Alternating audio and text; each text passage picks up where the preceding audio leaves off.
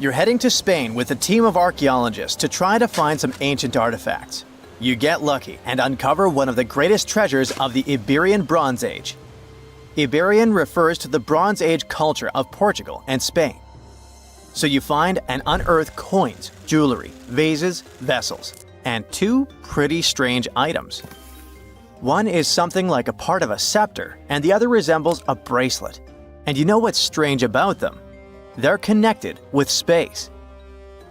In 1963, several miles away from the city of Vienna, Spain, scientists discovered the treasure of Vienna, one of the most significant gold hoards from the Bronze Age. Interestingly, are there bronze treasures from the Golden Age? Never mind. All the gold found dates back to sometime between 1500 and 1200 BCE, except for that scepter and bracelet. They were made by inhabitants of another planet, so their production date is unknown.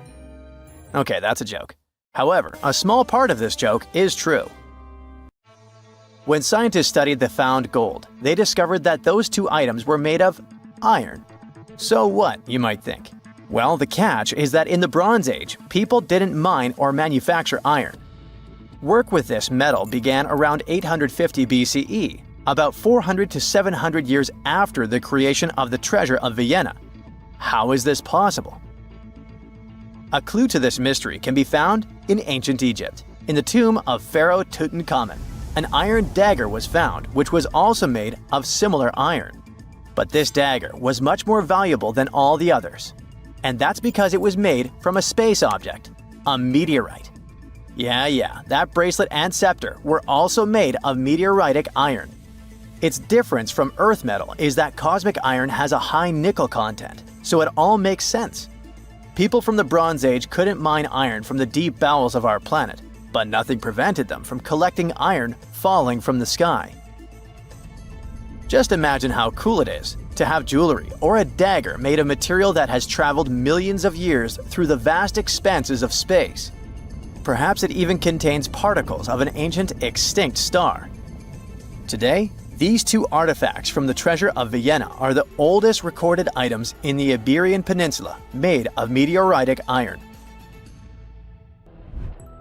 Now, with everything in its place, you can turn your attention to all the wealth of the treasure of Vienna. It contains 66 items: bowls, bracelets, bottles, gold jewelry, 3 silver bottles, and an amber gold button. 22 pounds of ancient gold. People hid it, and only after 3,000 years we were able to discover it. This archaeologist's dream can be found in the Vienna Museum, where exhibits from different time periods are presented, from prehistoric times like 50,000 years ago to the present day. Items from the Iberian period, from the Roman period, from the Arab civilization. You can find not only jewelry and coins, but there are also remnants of columns, ceramics, and other architectural artifacts. The collection is considered one of the most important prehistoric treasures of Europe. And the coolest thing is that you can see it all with your own eyes for just €2, which is about $2. Go to Vienna, find the museum, and enjoy. Hey buddy, I heard you have a metal detector. Could you help me find a hammer I left somewhere in the field? Your old farmer friend asks. You take a metal detector and go searching, but instead of a hammer, you find hundreds, even thousands of silver coins worth $2 million. You're so happy that the farmer lost that hammer, and now you're rich. Stop! Considering that this land belongs to the farmer, would you tell him about the find or take it with you? In reality, neither of these options happened. In 1992, Eric Laws was helping a farmer search for a lost hammer in a field near Hoxney, Suffolk, England. The metal detector stumbled upon a hidden treasure, a huge one. There were silver spoons, gold jewelry, more than 500 gold coins, and about 14,000 silver ones. Eric Laws accidentally discovered the largest collection of gold and silver from the late Roman period in Britain. Unfortunately, or perhaps fortunately, he and the farmer didn't receive the treasure. It's now in the British Museum. Let's move away from the farmer's field to somewhere on the Mediterranean coast. Imagine you're a scuba diver. There was a strong storm yesterday, but now with the water calm, you dive in and discover the seabed covered with gold dinars. This story happened in 2015. The coins which the storm brought to the shore might have been minted even before the First Crusade that started in 1096. This collection is one of the most impressive archaeological finds in the world.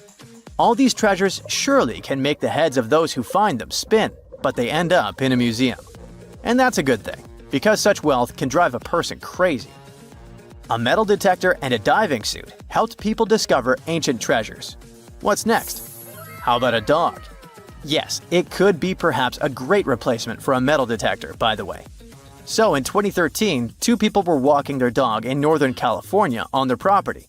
Suddenly, they discovered a rusty can filled with coins minted from 1847 to 1894. There were about 1,500 coins, and they all were gold. Another chance for a carefree, rich future? Not this time. The find caused a lot of controversy among specialists. There was one version, according to which these coins could have been stolen from the US Mint. But later, the US Mint debunked this suggestion as they'd never had this gold in their storage. Anyway, it's interesting what the point was in hiding it all in someone else's yard. Some thief risked their freedom and life to get rich. When they succeeded, they just hid the coins as if they never existed. What a strange deal. Coins, jewelry, meteorite items, it's all cool. But let's end our video with something grand and epic. Archaeologists were conducting research near the Mediterranean coast of Egypt and discovered a treasure trove inside a sunken temple and sanctuary. Despite the waves, earthquakes, and seawater, the massive find was preserved in a not bad condition. The temple was built a very long time ago and collapsed in the middle of the 2nd century BCE. It was an important structure in ancient Egypt. People considered this place holy.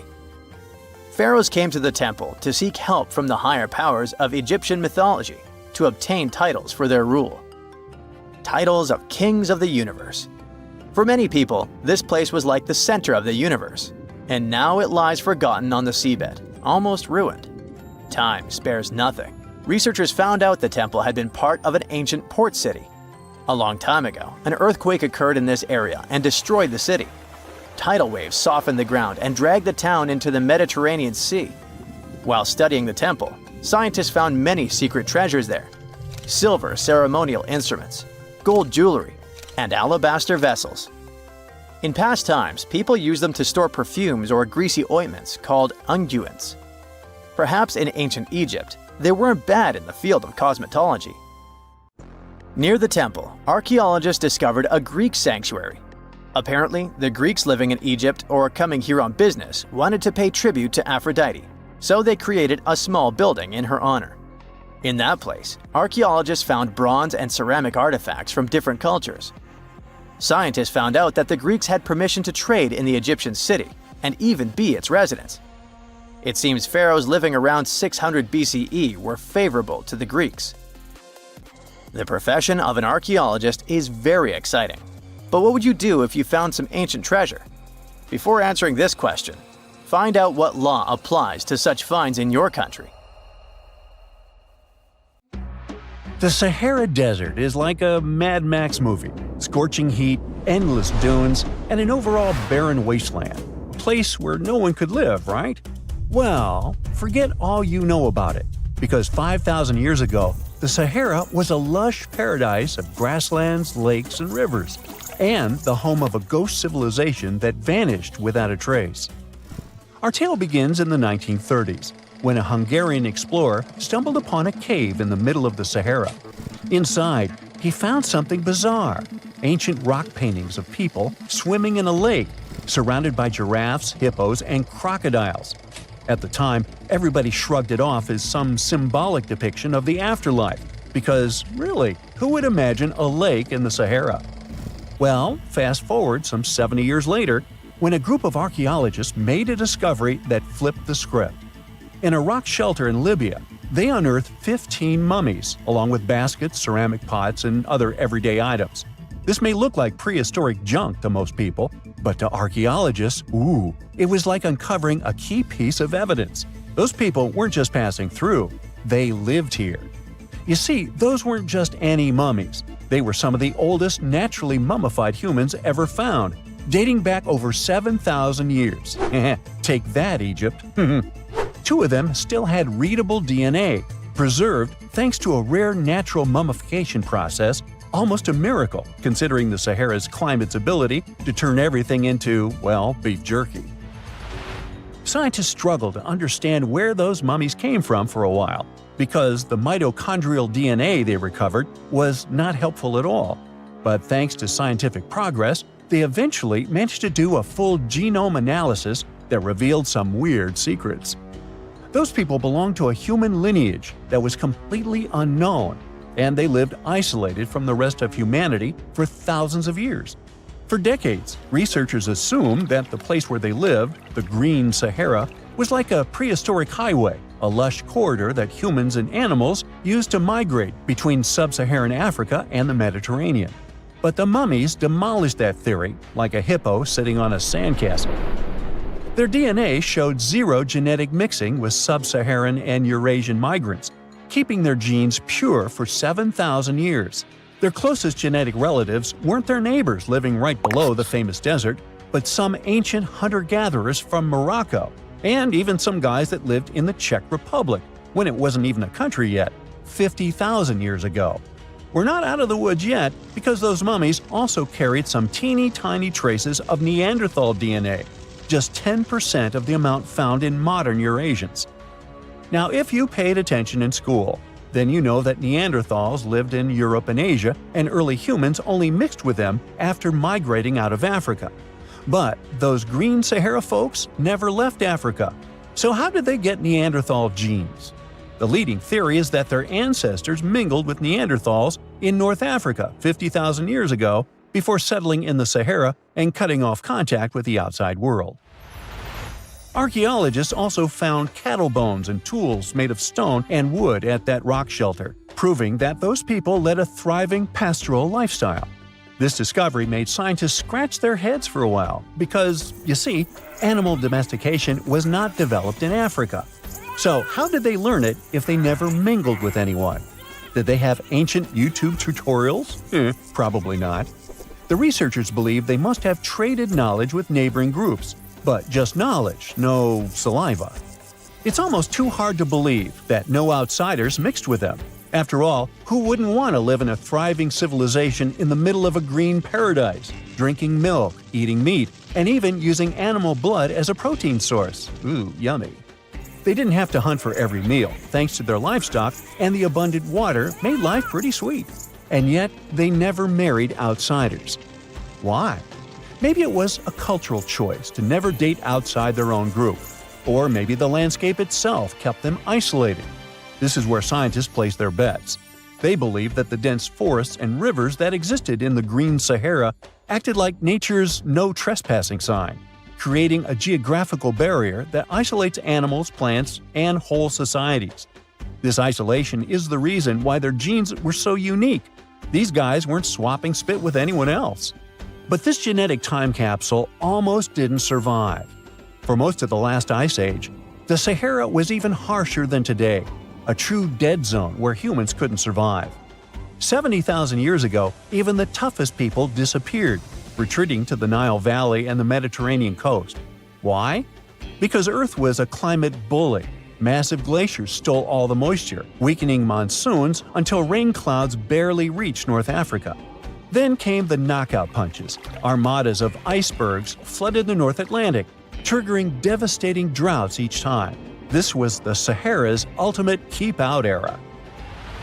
Now, you're probably wondering how in the world the Sahara turned green after all this, and then went back to being a desert again.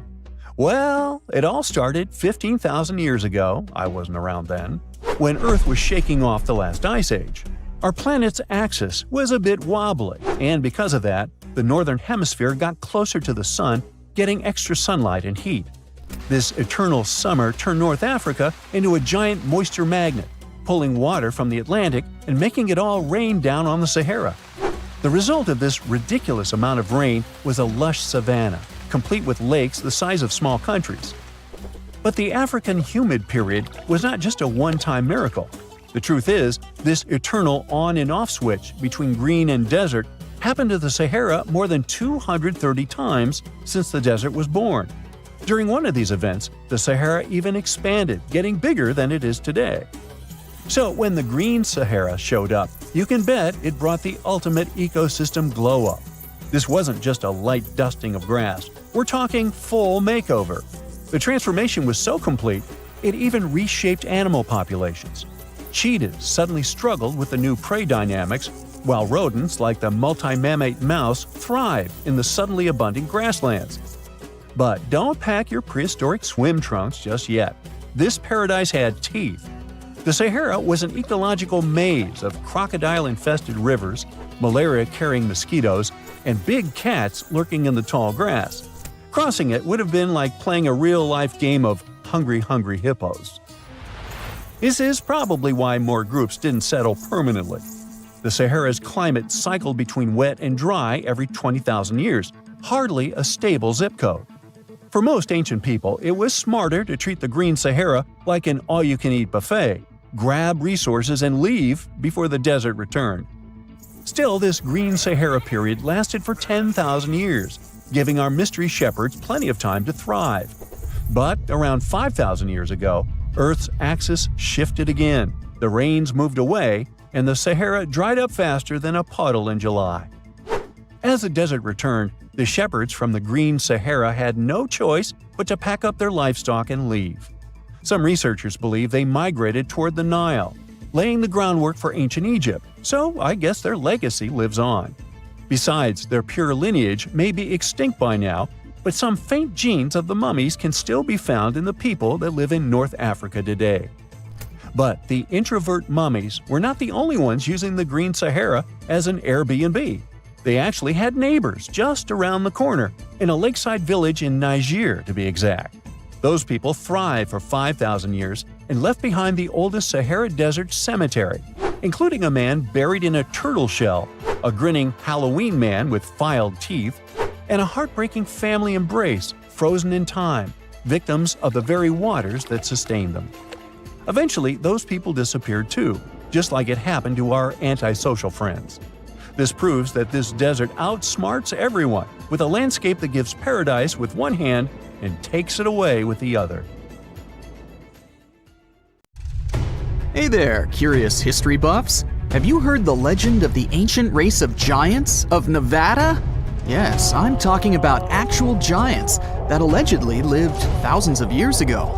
Now I know what you're thinking. Giants, really? Well, archaeological finds add fuel to this debate too. And here's where it gets interesting. Lovelock Cave was indeed used as a burial site, and some of the remains found there are much larger than average human bones.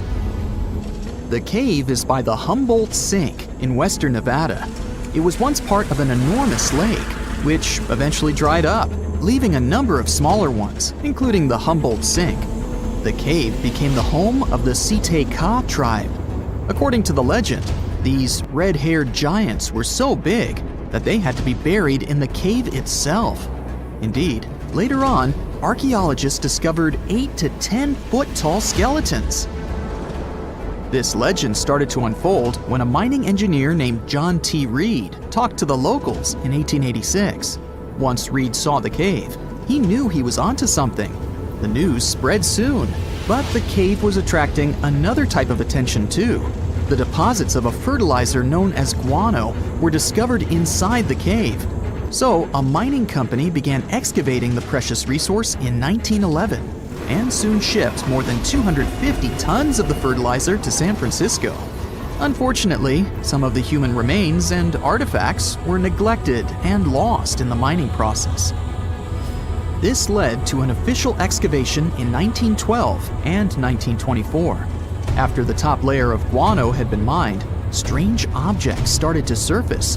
Around the area, the earliest evidence of human habitation dates back about 4,000 years. The Lovelock culture lasted for some 3,000 years, and they left us with 10,000 stunning artifacts. The pits in the cave were like a series of time capsules hidden at different depths.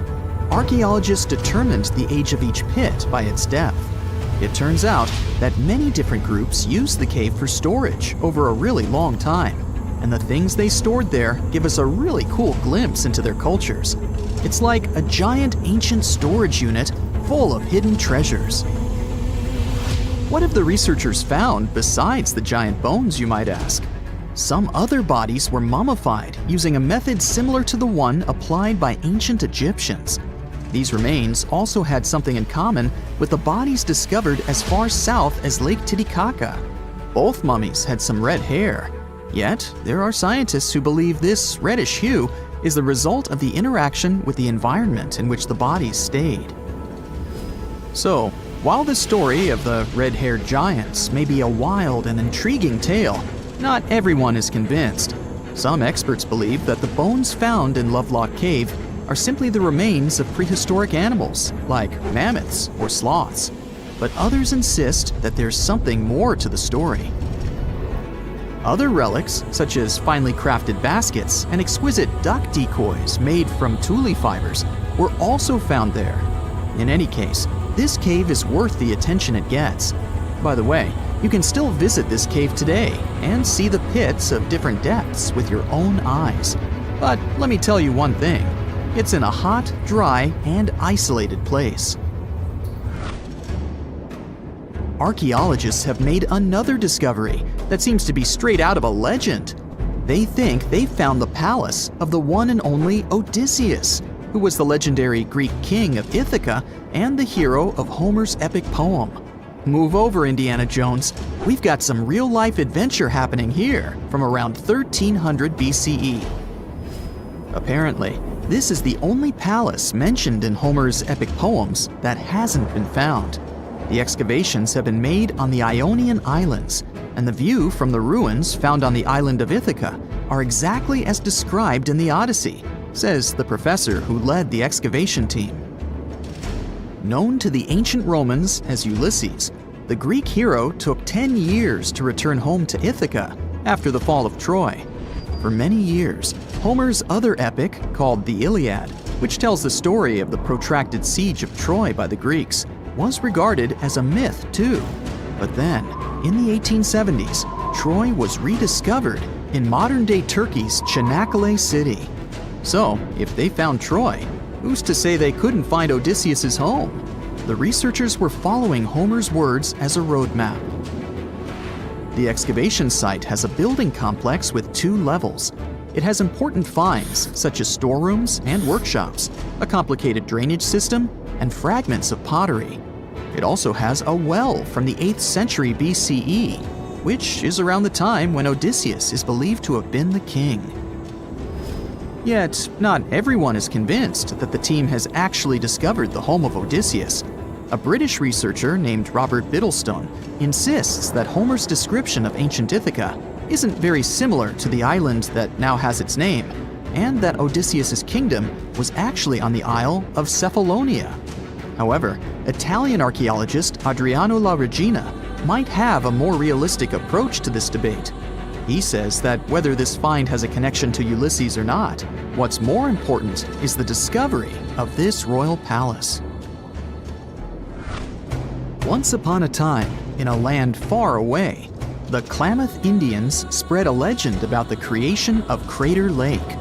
Okay, maybe this land is not that far away, and it still exists. You can find it in south-central Oregon, in the western United States. Anyway, the legend has it that this lake was formed in a vicious battle between 2 volcanoes, Mount Mazama and Mount Shasta. Then the spirits of Earth and the Sky, which are Lau, who ruled the below world, and Skel, the chief of the above world, joined the fight. It turned into a geological drama. During the battle, darkness veiled the land. The fight was over when Mount Mazama collapsed and sent Lau back into the underworld. Then the rain filled the pit and created a lake in the place where the mountain had once stood. Flash forward to our time. Scientists have discovered that Mount Mazama did erupt 7,700 years ago. Artifacts found in the area prove that the legend indeed contains some details about the explosion. The tale says that red-hot rocks were flying through the sky. This happened during the volcanic eruption that caused the mountain to collapse. This created the volcanic caldera, which later on got filled with water. What makes this legend came true story unusual is how long it has existed. According to researchers, these types of verbal stories lose their credibility within 600 to 700 years. That's why the legend about the creation of Crater Lake is so unique. So many generations, for hundreds of years, have been accurately passing down the information. This volcanic crater lake is now in a national park. It's famous for its deep blue color. The water in it is extremely clear. If you visit it today, the water you'll see won't be the same as for someone who will visit the place 250 years later. Because there are no rivers flowing into or out of the lake, the existing water evaporates and the lake gets filled again by rain and snowfall. Basically, every 250 years, the water is replaced. Plus, this lake is almost 2,000 feet deep, which makes it the deepest lake in the United States. Swimming is okay in the lake, but there's only one legal and safe trail to get to the shore. There are other activities, such as fishing and boat tours. Shared human experiences, such as birth, marriage, and aging, may explain why certain tales are shared globally. Similar struggles and obstacles faced by humans around the world generate similar themes in traditional stories about love, parenting, and mortality. So, do you have legends or tales you've heard of from your grandparents? Who knows? Maybe your ancestors too witnessed a cool historical event. Now, we wouldn't call this island mystical unless there were tales of giants living here. The island of Gozo in Malta is the backdrop of an ancient legend. Malta is an island country located in the Mediterranean Sea, just south of Europe. It's a very strategically located archipelago. Throughout history, it was ruled by many different societies, such as the Phoenicians, Greeks, Romans, and Carthaginians. One cold night, thousands of years ago, a farmer noticed the sky turn orange, then red, when he heard a loud thump. Although the ground seemed to be moving, this wasn't an earthquake. When he looked toward the woods, he saw a giant silhouette, taller than the trees. As he fearfully approached, he realized it was a woman, a giant woman. She introduced herself as Sansuna.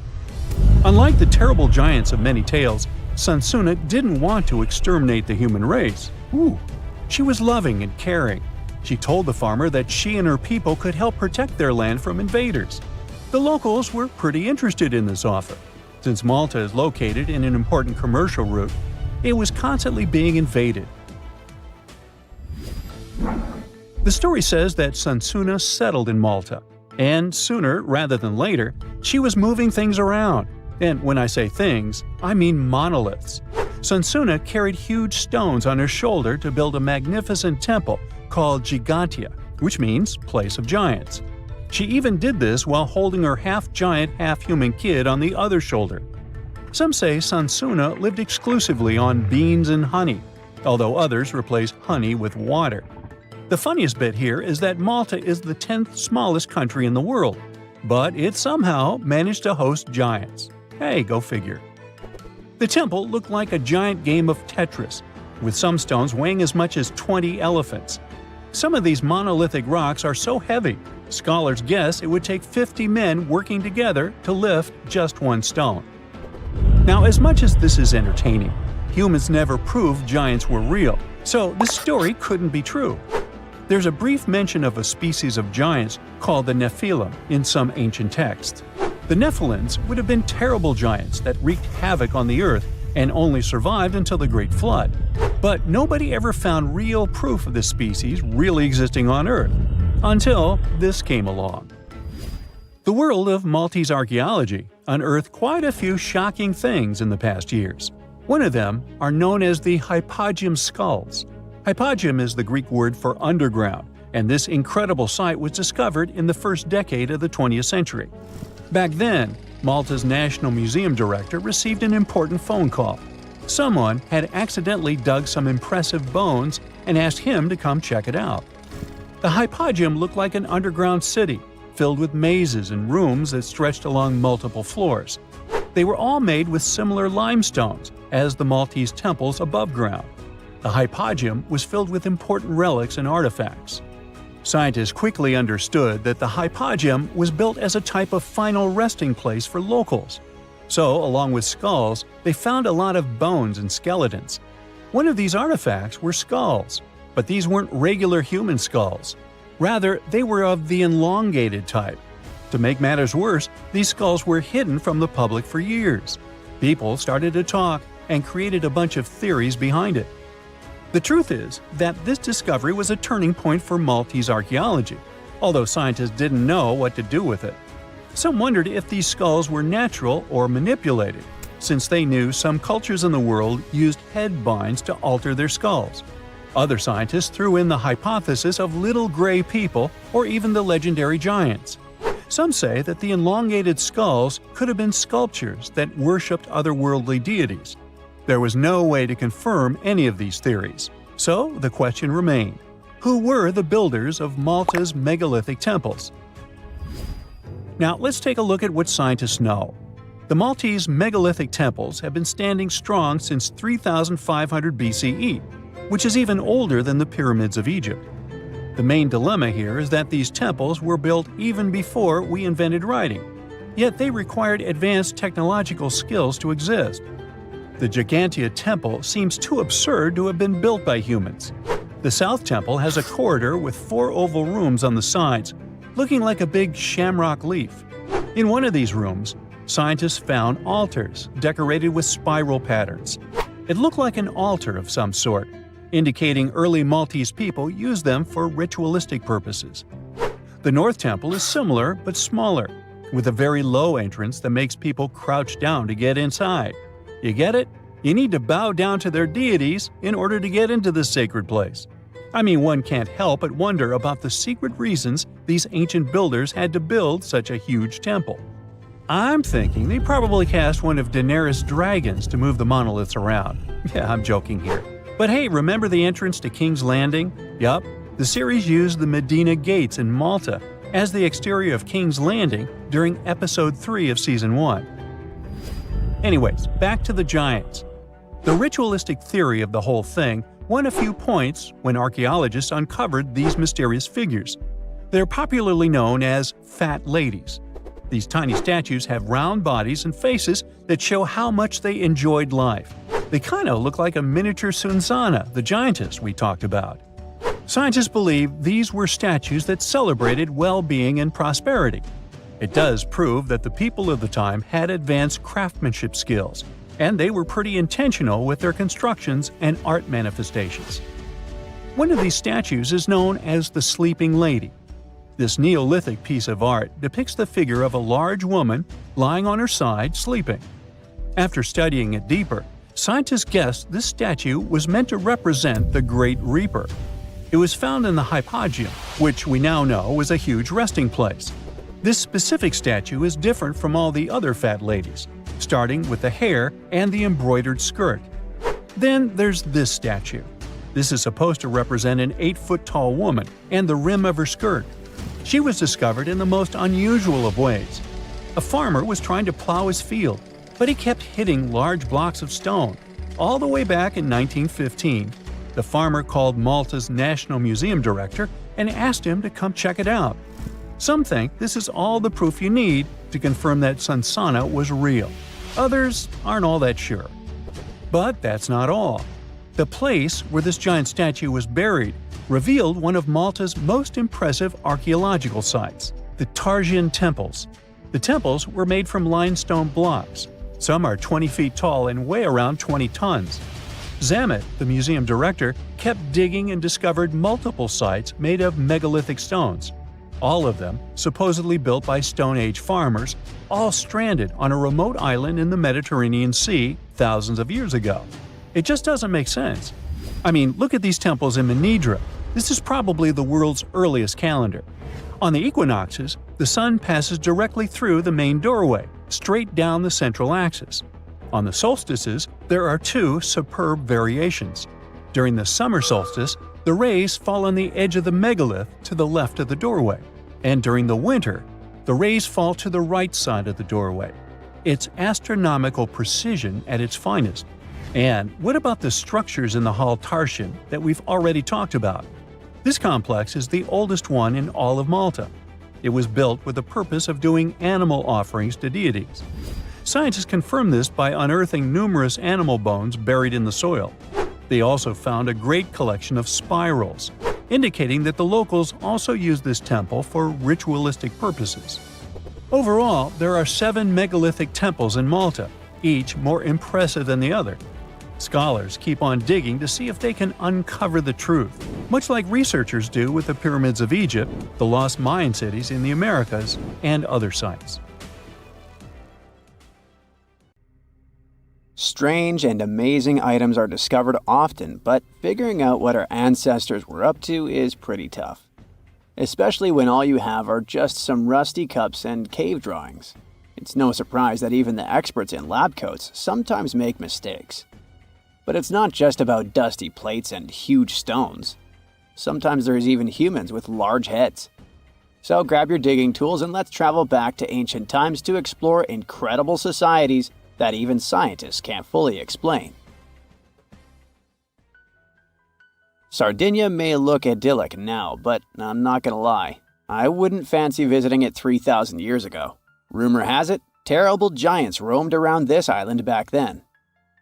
People even talk about finding human skeletons over 13 feet tall there, although nobody's ever shown anything to prove it. But the stories will make you wonder because some weird stuff has definitely happened. In 1974, over 5,000 pieces of broken stone artifacts were found in a part of the island called Monte Prama, but instead of being displayed in a museum, they were locked up in an underground vault for about 30 years. Sounds a bit suspicious, doesn't it? When they were finally displaced in 2005, scientists put the pieces together to find statues of 38 giant men standing 8 feet tall. Not quite as tall as the legendary skeletons, but still pretty huge. It's thought these statues were made by the Nuragic people, who lived on the island a long time ago. Besides giant statues, they also built over 8,000 massive stone buildings. Perhaps Nuragic weren't giants themselves, but they definitely liked their things big. I do too. I like a big number of likes on our videos. That would be pretty great. Thank you if you liked this and subscribed. Now back to the video. You and I are pretty smart, but we might not be the smartest humans ever. Actually, we might not even be the smartest species. Since 1913, some skull fossils found in South Africa have hinted at a possibly smarter contender called Boskop Man. This human-like species might have lived as recently as 10,000 years ago. Their skull suggests they had really big heads, which means their brains could have been 30% bigger than ours. Wow! Their average IQ could have been around 149, making them among the smartest 0.05% of people today. But if a Boskop Brainiac was so much smarter, why are they not around and we are? Well, bigger isn't always better, you know. Our brains are a lot bigger than our ape relatives, mainly in the prefrontal cortex. This part helps with high-level tasks like making decisions, remembering things short-term, and being aware of ourselves. The parts of the brain that handle our senses and movements haven't really grown much. So, maybe the Boskops spent too much time dwelling on the past rather than doing practical things like hunting. But this is all just guessing. We really don't know what happened to these clever cousins of ours. Some people even argue that Boskops weren't any different from us, with the only evidence being parts of skulls. The jungle is huge. Did you know the Amazon rainforest is home to about 30% of all the world's plant and animal species? That's impressive. However, the history of one native species, humans, has long puzzled scientists. The mysterious Kasarabe people lived here for hundreds of years and then vanished around 1400 AD. People thought the Amazon only had a few scattered tribes, but recently we discovered big, unusual shapes in the ground called geoglyphs. These might look like simple shallow ditches, but they're actually the remains of a vast civilization that spread over 5,000 square miles and includes about 450 markings, some as wide as 1,300 feet. That's insane! They likely contained ceremonial buildings and could have hosted up to 1 million people as recently as 550 years ago. Thanks to new technology like LiDAR, which uses a safe laser to map the forest without harming it, we can explore deeper. In 2019, some scans showed miles of raised roads and pathways and even pyramids over 70 feet tall. They found 26 separate settlements, 2 of which were at least 250 acres each. Damn, that's like 330 soccer fields. It's not certain what happened to the Kasarabi people. Maybe European conquistadors drove them out. Maybe the most baffling ancient civilization is one we've never actually found a trace of. Yep, I'm talking about Atlantis, the grand city that supposedly sank into the ocean. The first mentions of Atlantis come from the ancient Greek philosopher Plato, who talked about a great city near the Strait of Gibraltar. But for ages, everyone just thought Plato made up Atlantis as a perfect version of his own Athens. So why, about 12,000 years after it supposedly vanished, do we still wonder if it might be real? Well, in the 19th century, U.S. Congressman Ignatius Donnelly wrote a book giving 13 reasons why he thought Atlantis was more than just a myth. Then, in 1965, some folks thought they actually found Atlantis when they discovered the Richat structure, a massive 25-mile-wide dome in Mauritania, Africa. It's so big that you can see the whole thing from space. 2 astronauts flying over the Sahara Desert spotted this giant eye staring back at them and thought they'd made the discovery of a lifetime. Unfortunately, there's no solid evidence linking this structure to Atlantis. It's believed to have formed from volcanic activity about 100 million years ago. But it does look suspicious, doesn't it? Still, we're no closer to knowing the truth. Imagine going back to about 3,300 BCE and finding yourself in South Asia. Welcome to the Harappan civilization. These people were way ahead of their time. They had cities like Harappa and Mohenjo-Daro, complete with baked brick houses, sophisticated drainage systems, and even public baths. This place might have had over 5 million people, making it one of the densest regions at the time. They also invented a system of standardized weights that was incredibly useful for traders. And trading they did. These people had connections stretching all the way to the Middle East, thanks to their great skills in metallurgy. They even had a form of ancient branding. The seals were used to stamp clay on tray goods. Despite being so advanced with a thriving urban life, there's a whole bunch of mystery shrouding their language and script. We've got bits and pieces of their writing, but no one's deciphered them yet, even with all the technology we have today. We also still don't know how exactly their society worked.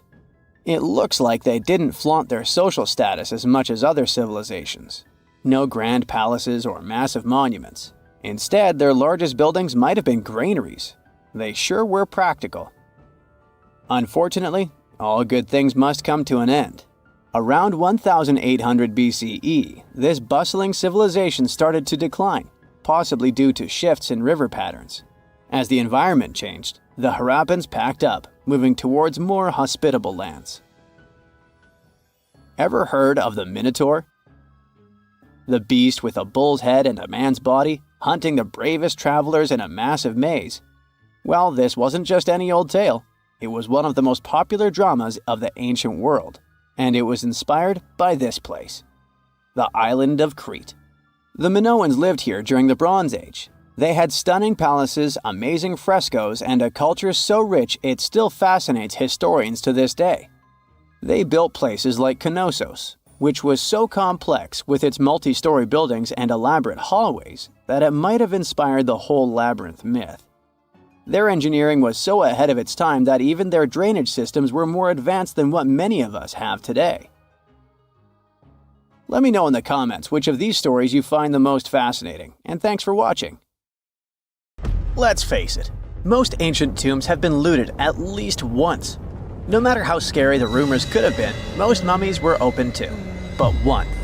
This is the Bashiri mummy, and it puzzles everyone so much that nobody dares to see what's inside.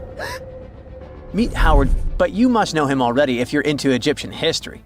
He's primarily famous for discovering King Tut's tomb back in 1922. But few people know that before this revolutionary discovery, he had probably found another mummy. It happened in 1919, and it goes by several names, either the Bashiri mummy or the Mummy of Pacheri, or the Untouchable One. Some reports say that Howard stumbled upon the Bashiri mummy in Luxor's Valley of the Kings, just where he would later find Tut's tomb.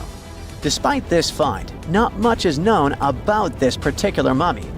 The reason why it's still unharmed in any way is not because of some superstitions, but because nobody is sure that they can undo what they do if something goes wrong.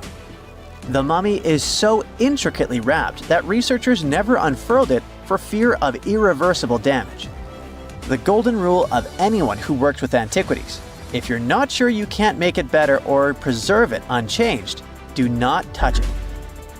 History knows many examples of ancient relics ruined beyond repair, say Ecce Homo, or smiling statue restoration.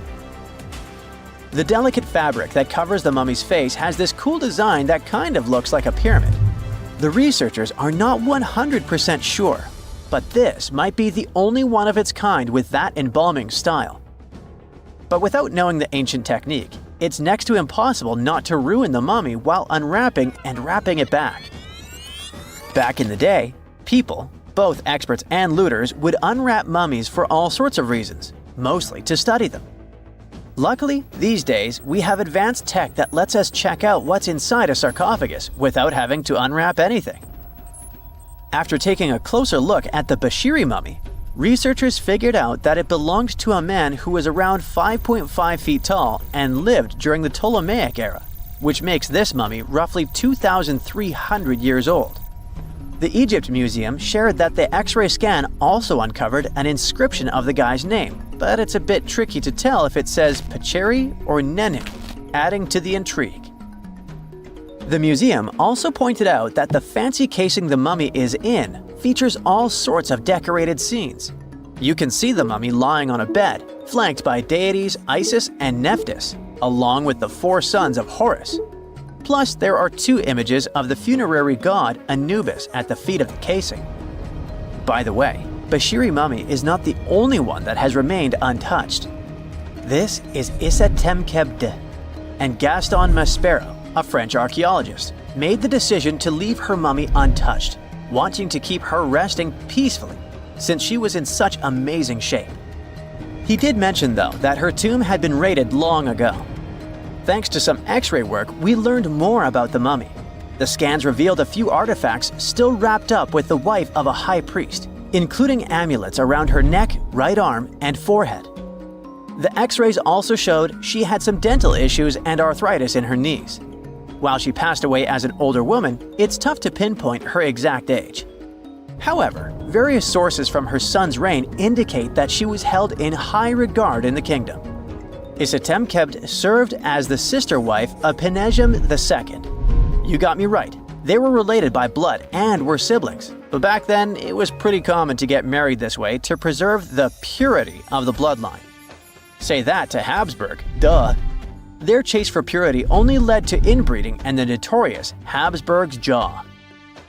Right, I guess we should not judge ancient Egyptian rules and morals, but what we can say for sure is that both Bashiri and Isitemkebd were incredibly lucky to stay untouched. The odds were not in King Tut's favor, though. The researchers' work hit him hard. The tomb itself was discovered in 1922, but it wasn't until 1925 that the nested coffins were opened during an excavation. The outer coffin, held together with silver pins, opened up to show another coffin shaped like a mummy, decorated with colorful glass and flower garlands. There were worries about the king's mummy because it had been exposed to moisture. The middle coffin was pretty heavy and didn't have any handles, so they had to be super careful taking it out. Inside the innermost coffin, which was solid gold and wrapped in a red cloth, they found the royal mummy, and this all went down on October 28, 1925. Tutankhamun's mummy, measuring about 6.07 feet, fit snugly into the innermost coffin, which was 6.17 feet long. You can already tell there was a problem, right? Imagine how hard it is to extract something as fragile as an ancient dried-up mummy, especially when there's not much room for maneuver. Plus, the mummy looked sus. It was pitch black, Howard Carter, the lead archaeologist of the expedition, estimated that around 2 buckets worth of oils had been poured over the mummy. But care had been taken to avoid the mask and feet. It was made to preserve him better. The body was positioned at a slight angle in the coffin, and there was a noticeable difference in the amount of dark oils on the right and left sides, indicating that the coffin might have tilted while being lowered into the sarcophagus. This oil created moisture inside the coffins, and over time, it reacted chemically, which Carter described as a sort of slow, spontaneous combustion, leading to the carbonization of the linen wrappings. Unfortunately, the combination of heat and moisture took a toll on the mummy's trappings as well. The crooked flail fell apart, the resin scarab cracked, and the threads holding the hands and mummy's bands started to decay, making everything quite fragile. Plus, the oils hardened over the years, effectively gluing the mummy and mask to the coffin's bottom.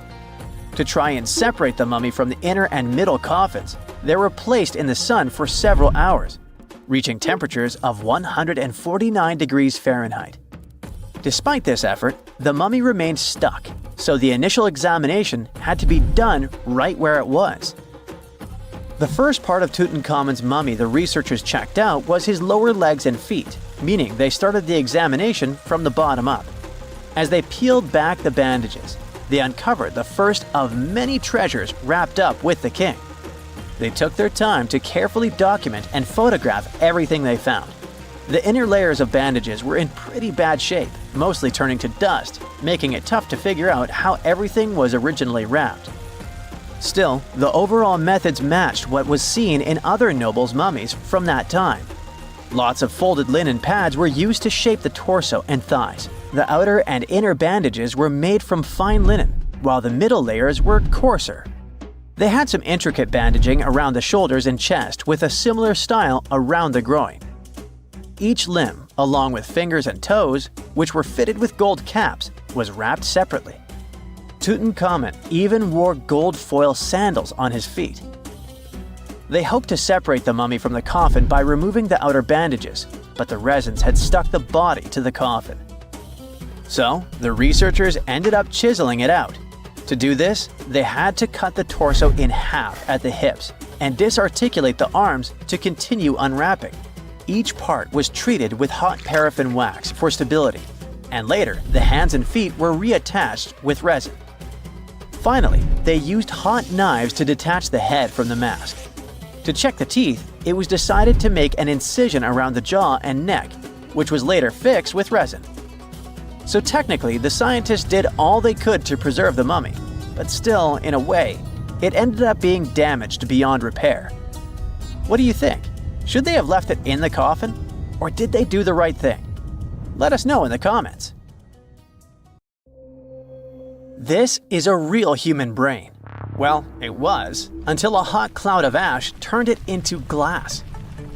This crazy transformation happened almost 2,000 years ago, when Mount Vesuvius decided it was a good day to erupt and destroy cities like Pompeii, Atlantis, and Herculaneum. This particular brain belonged to a young man who lived in 79 CE in Herculaneum. Not the most famous Roman town, but it was the first place that was discovered under Vesuvius's ashes way back in 1709. Around 200 years later, archaeologists found the remains of this young man lying face down on a bed. All the smoke and ash probably made him disoriented, so while most of the citizens of Herculaneum rushed to the shore, hoping to be rescued, the brain guy ended up trapped inside a building and passed out. Weirdly enough, this saved his brain from completely disappearing. How in the world does a brain turn into glass? Well, when Mount Vesuvius erupted, it didn't expel just lava. It also sent away a really hot cloud of ash before the solidified lava could flow down. This type of lava, known as pyroclastic flow, could get as hot as 869 degrees Fahrenheit. An insane temperature, we know. Hot enough to melt your brain, but not hot enough to turn it into glass. The cloud of ash, however, can reach temperatures between 932 degrees Fahrenheit to 1,112 degrees Fahrenheit. But to turn something into glass, you don't just need heat, you need rapid cooling too. To put it simply, you have to heat something to a very high temperature until it melts into a liquid. If you let it cool down slowly, the molecules of this liquid will start to calmly organize themselves in the shape of crystals. But if this something cools down super fast, it will solidify in whatever shape the liquid was. It's like making ice cubes. If you pour water into a tray and stick it in the freezer, it will turn into ice because it cools down quickly. But if you leave the water out at room temperature, it'll just evaporate. This means that the brain melted due to a really high temperature, but before it could crystallize, for example, or just boil away, it got really cold. The flow from the eruption was not hot enough for this to happen, but the cloud of ash that reached town before the pyroclastic flow was hot enough to start this process, and fast enough to leave just at the right time. To figure out the exact temperature needed for this brain-to-glass transformation, scientists used a technique called differential scanning calorimetry. This fancy name basically means that they heat up glass shards to see when they start to change shape. They discovered that the cloud of ash had to be exactly 950 degrees Fahrenheit hot for the brain cells to start melting. Now, remember how I said this guy was inside a building, but most of the citizens were outside? Well, those people were also exposed to this drastic change in temperature, but they didn't turn into glass because they were not being protected by the walls of a building. The protection provided by the skull surely helped our guy, but it was not enough. And since other people didn't have the same protection, their brains basically poofed. And before you ask, no other parts of his body turned into glass. You see, you need some liquid for the glass-making process to happen. The brain has a lot of water and fat, which makes it a prime candidate for the glassification process. Yes, I've just made that word up. Other organs might have contained liquid, but they weren't as protected as the brain, so they were destroyed by the heat. And bones? Well, bones don't have enough liquid, so they just remained the same. The ones that didn't char, anyway. When the brain turned into glass, it looked a lot like an obsidian stone, a type of volcanic glass formed by the cool lava of a volcano. Even the forensic archaeologist who discovered this glassified brain thought it was just a stone at first. He was studying the bones of our hero when he noticed something shining inside of his skull, right in the middle of all the volcanic ash that filled it. To his surprise, this thing was way more fragile than obsidian and smaller too, with some fragments being only a few millimeters large. He only figured this was part of that guy's brain after he took the glass to the lab. With the help of a microscope, he discovered that this was not a stone but an organic tissue, which is basically cells that form our organs. This organic tissue was made by protein, a molecule produced by living things like animals and plants. And this was not just any protein. This one was specific to the human brain because every organ is made of different types of protein. The researchers also found nerve cells preserved inside this glass, complete with the tendrils that help them receive and send messages. The microscope also showed what was left of myelin, a fatty substance that gives a speed boost to the messages traveling along the nerves. This isn't the first time scientists discovered preserved human brains. In fact, more than 4,000 brains have been found since the 17th century. It may not look like a big number, but keep in mind that finding only the brain preserved in a skeleton while the other organs are gone is not that common. You see, the human brain is actually the first thing that decomposes when we're 6 feet under, and it usually turns into liquid.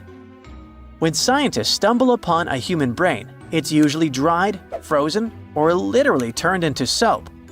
A brain can be dehydrated if a person perishes in a place that is very hot, like a desert. Frozen brains are found, obviously, in places that are super cold, like polar tundras. A brain turned into soap may sound weird, but the saponification process is not that rare. You need a lot of fat and oils to make soap, and the human brain is filled with this. It's a complex process, but if you find a brain that turned into soap, it must have been buried in a place that is very wet and has little oxygen. Back in 1982, for example, construction workers found dozens of human skeletons in a pond in Florida. They were all 8,000 years old, and 91 of them actually had their brains still somewhat intact. And by intact, I mean they turned into jelly soap. During the 2000s, the brains of 45 people were found in Spain, preserved because of this saponification process. This discovery helped researchers understand the chemical composition of the brains and even the weather conditions of the moment when these people passed away. Scientists also discovered two 3,700-year-old brains in Turkey that belonged to a middle-aged man and a teenager that were trying to escape an attack on their city. This time, the brains turned into charcoal because of a super hot fire.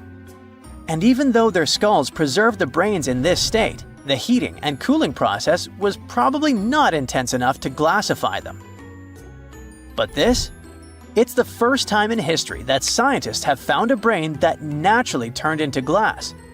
It's like finding a unicorn, but in a more scientific way. So what does this discovery mean? Well, for starters, it gives us a glimpse into the lives of those who existed such a long time ago. Secondly, it taught scientists an amazing way to preserve the human brain. It also shows just how powerful nature can be.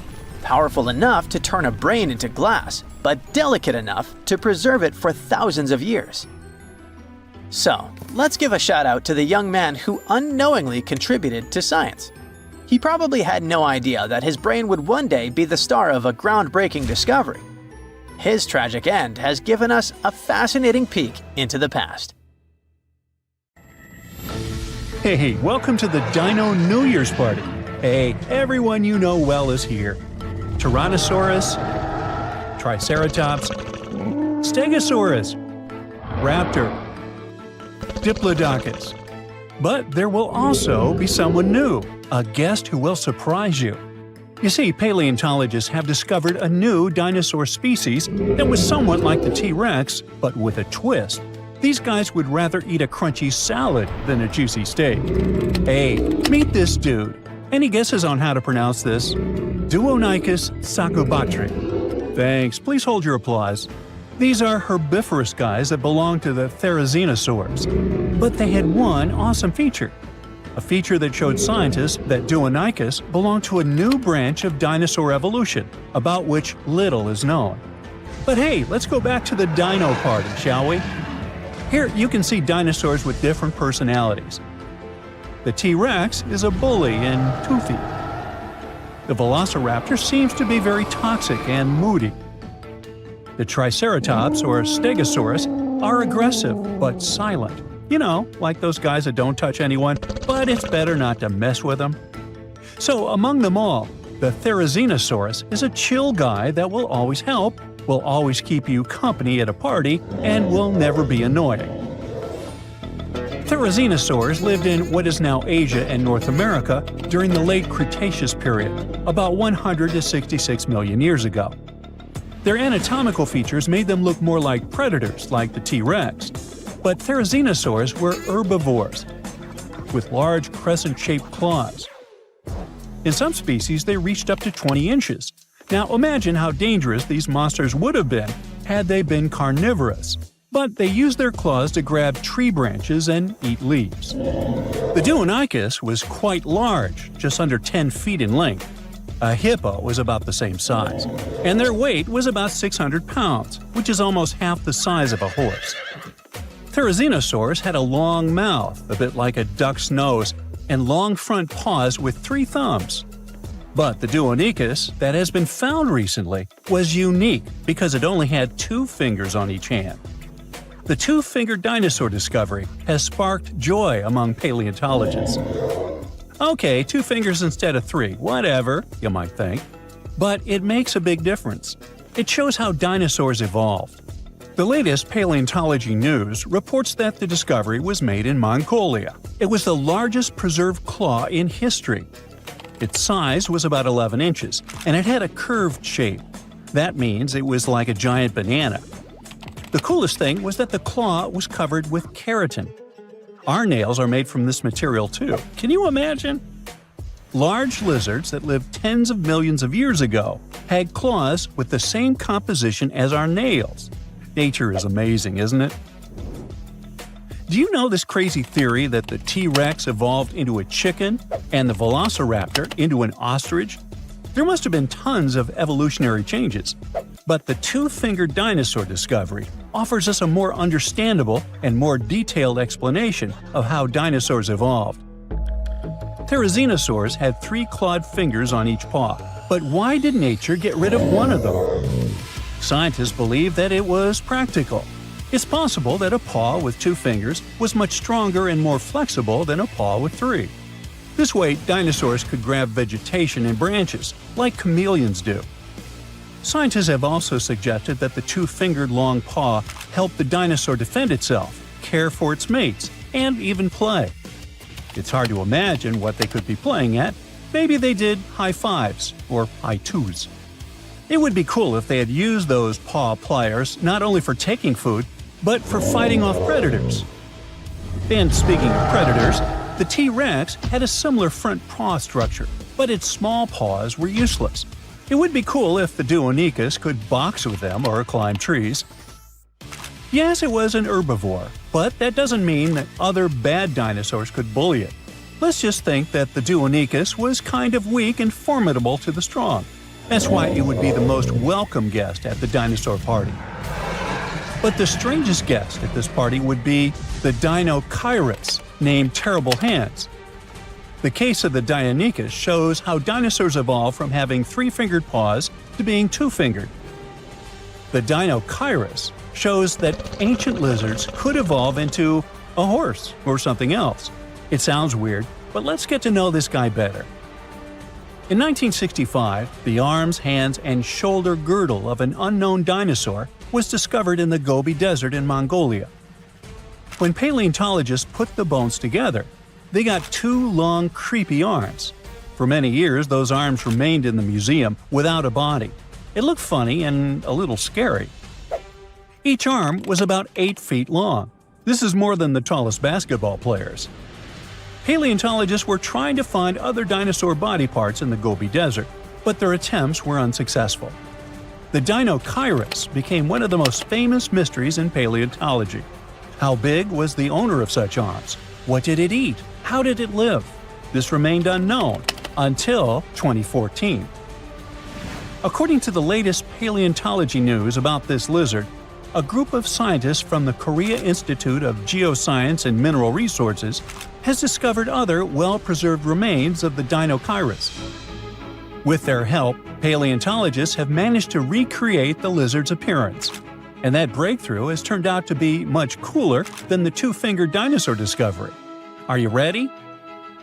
The Deinonychus was colossal, rather slow, with a horse-like head and a spine that formed something like a hump. It looks super weird, even for a science fiction movie. This new dinosaur species belonged to Ornithomimosauria, an ostrich-like species, agile and fast-moving. But not the Deinonychus. Instead of speed and agility, the dinosaur had a large size.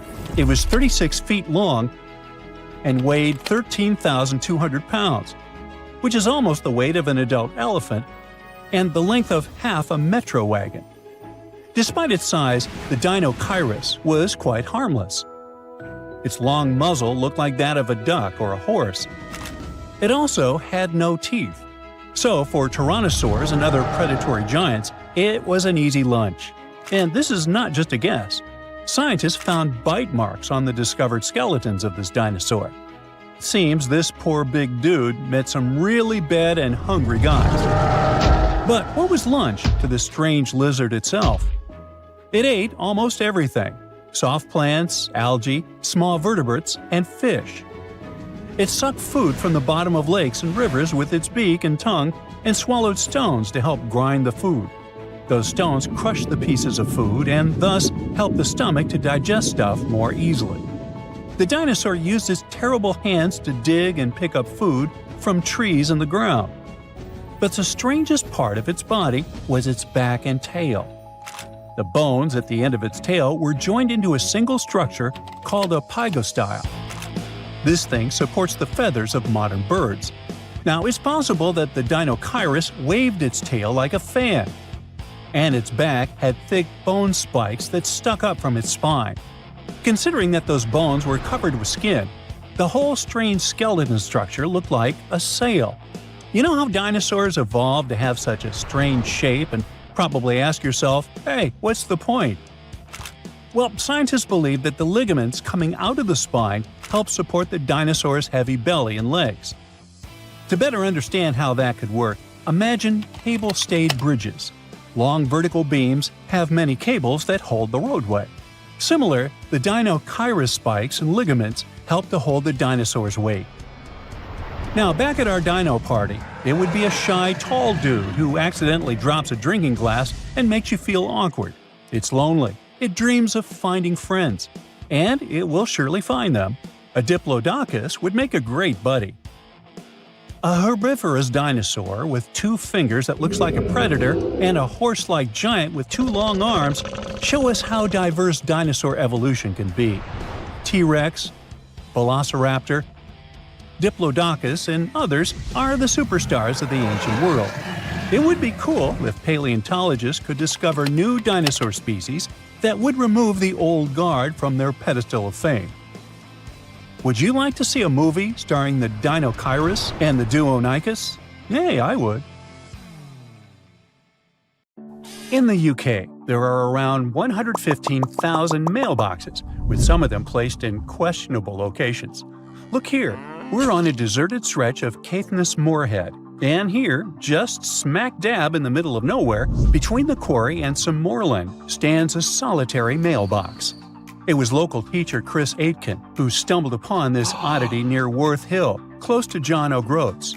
Now, John O'Groats is a tiny village 2.5 miles northeast of Canisbay, in the historic county of Caithness, Scotland. The village itself is popular with tourists, but only houses around 300 people on a regular basis, and they have their own mailboxes there. So why would someone need one on a random hill? When Chris shared a photo online, someone chimed in with a theory. A while back, an entrepreneur was selling tiny parcels of land near Campster, claiming buyers became lairds with their little plots. Could this mailbox be related to that? Now, the box, proudly labeled Laird of John O'Groats, features the name Thorsten Sommer and an address in Germany. There's a PIN number on the front, but when Chris opened it, all he found was a website link. The site has pics of Sommer waving a Scottish flag and talking about his love for Scotland, even calling himself the Old Scotsman. Chris tried reaching out through the website for more info, but hasn't heard back. It might be linked to Sommer's reported purchase of a tiny patch of land. But buying Scottish laird titles is often seen as a fraud, giving no real title at all. The area around Worth Hill has had some recent police action too, after a body was found nearby. Ooh, could that somehow be connected to this mysterious mailbox too? Well, enough of the detective stories. Let's dive into some high-end fashion, shall we? So, you might have come across that funky image popping up all over the internet, claiming there's a pop-up Prada store in the Texas desert. Well, it's kind of true and kind of not. Yes, there's a shop, sort of. It showcased a whole range of Prada gear worth around $80,000. And guess what? Miuccia Prada herself handpicked the items. But still, you couldn't buy a single thing there. No cashiers, no shop assistants. It was like the place was permanently closed. The twist? It's actually an art installation. Made entirely of biodegradable materials, it was designed to gradually blend back into nature, taking a fun jab at our current consumer culture. But why display goods you can't actually buy? Well, it's a metaphor for the elusive charm of luxury. While it was meant to decay in peace, the hype surrounding it led to a surprising amount of foot traffic and even some chaos. After trying to fend off a few would-be thieves, the artist had to admit defeat. Now it's a hotspot for photos, drawing everyone from tourists to celebrities. Right, you can find a brand purse in the desert, but can you, let's say, find a car somewhere in Welsh caves? Well, the answer is yes, and let me tell you, it's not just one car, but many of them. The Cavern of Lost Souls, is a well-known abandoned car cave tucked away in Wales. Once upon a time, it was a slate mine in Ceredigion, where workers pulled out tons of slate and transported it using narrow-gauge horse-drawn tramways. But as the mining industry faded away decades ago, the mine fell into a hush. If you dare go inside, which I personally do not recommend, you'll find two large chambers, but one is particularly noteworthy. The main chamber plunges around 65 feet deep and is mostly underwater, with just a small opening above. Since the mine shut down, locals and the council have taken advantage of that opening, tossing in all sorts of unwanted stuff. You'll find everything from fridges and TVs to even whole cars piled up in one corner. What makes the Cavern of Lost Souls special is the single beam of light that breaks through, casting its glow on the twisted heap of wrecked cars and metal. The water, when hit by that light, glows a stunning turquoise green, creating beautiful reflections of the cars and cavern walls on the still surface. Every now and then, a fragment of slate falls, shattering the quiet and sending ripples across the water. There was yet another weird find in Wales. A shiny 10-foot silver monolith recently popped up on Hay Bluff in Powys, Wales, and it's sparking a ton of curiosity. A local builder, Craig Muir, discovered it during his hike, and he described it as looking like it just dropped down from space. It's made of surgical steel, has no markings, and is super well crafted without visible welds. Muir's find is reminiscent of those mysterious monoliths that popped up worldwide in 2020, creating quite a buzz online. Local Richard Haynes suggested it could be some kind of scientific installation, but with national park rules against unauthorized structures, it might not be there for long.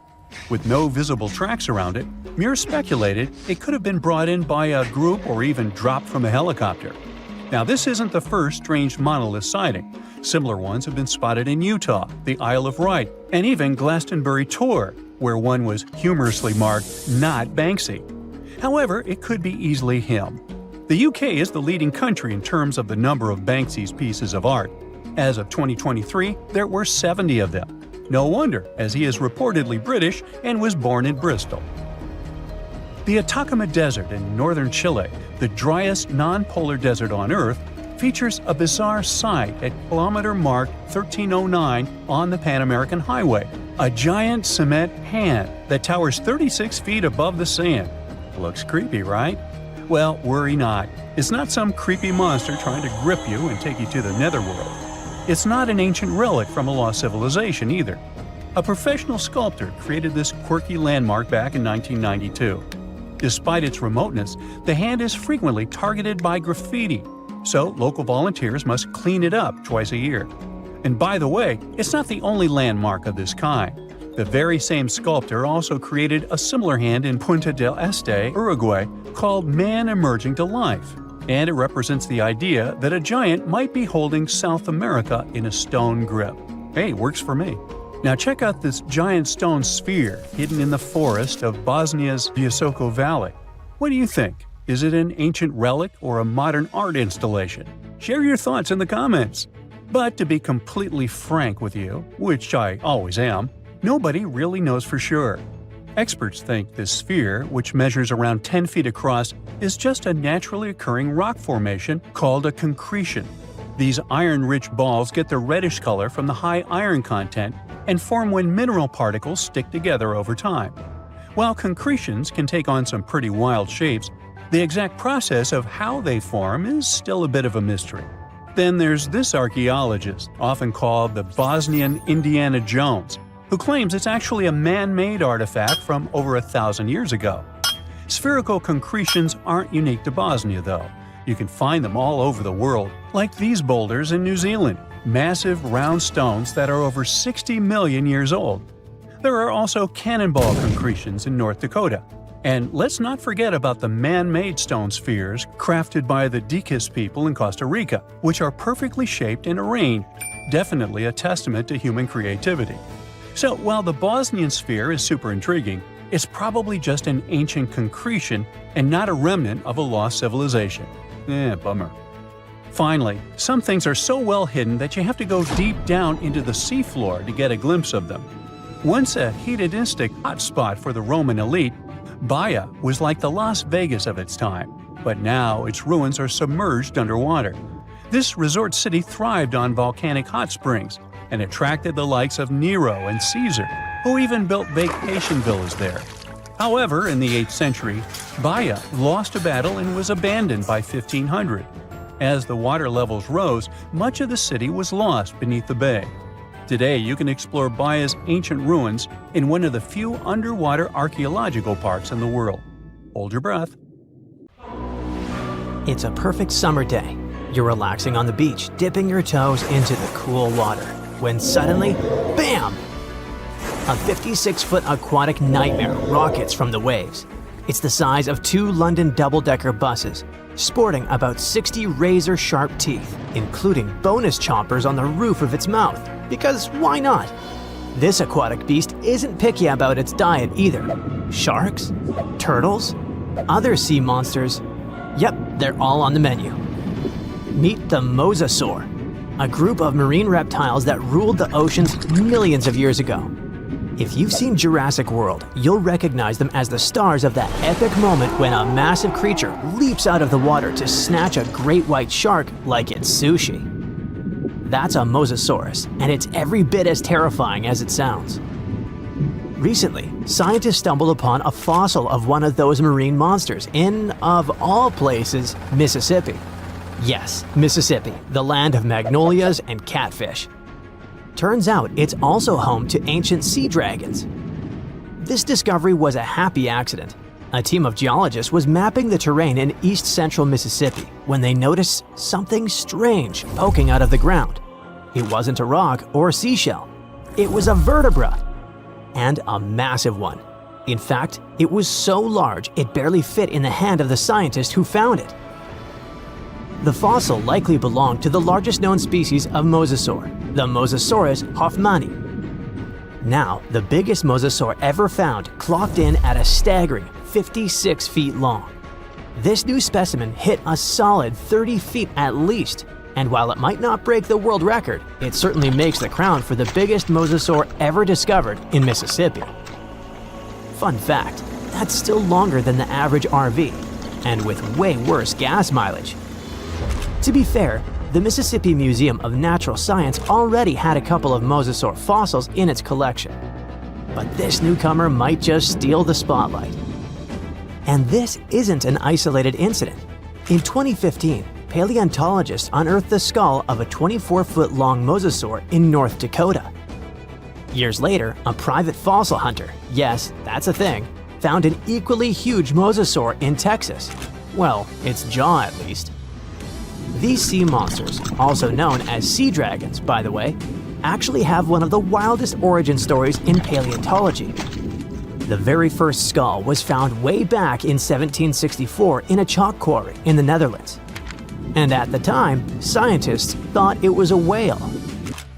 Then came a second skull, which was so impressive that French revolutionaries literally looted it during a siege in 1794. Legend has it they swapped it for 600 bottles of wine. Doesn't sound like a fair trade to me.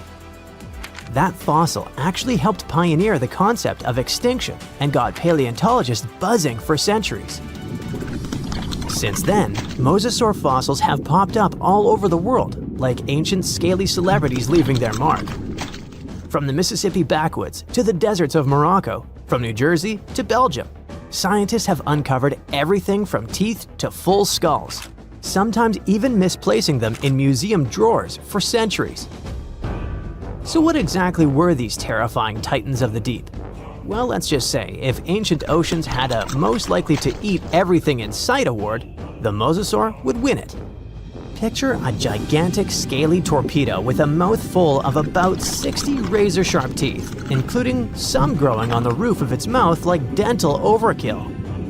It had a long, muscular tail for propulsion and 4 paddle-like limbs that worked like turbocharged oars, letting it cruise through warm, shallow seas like a reptilian speedboat.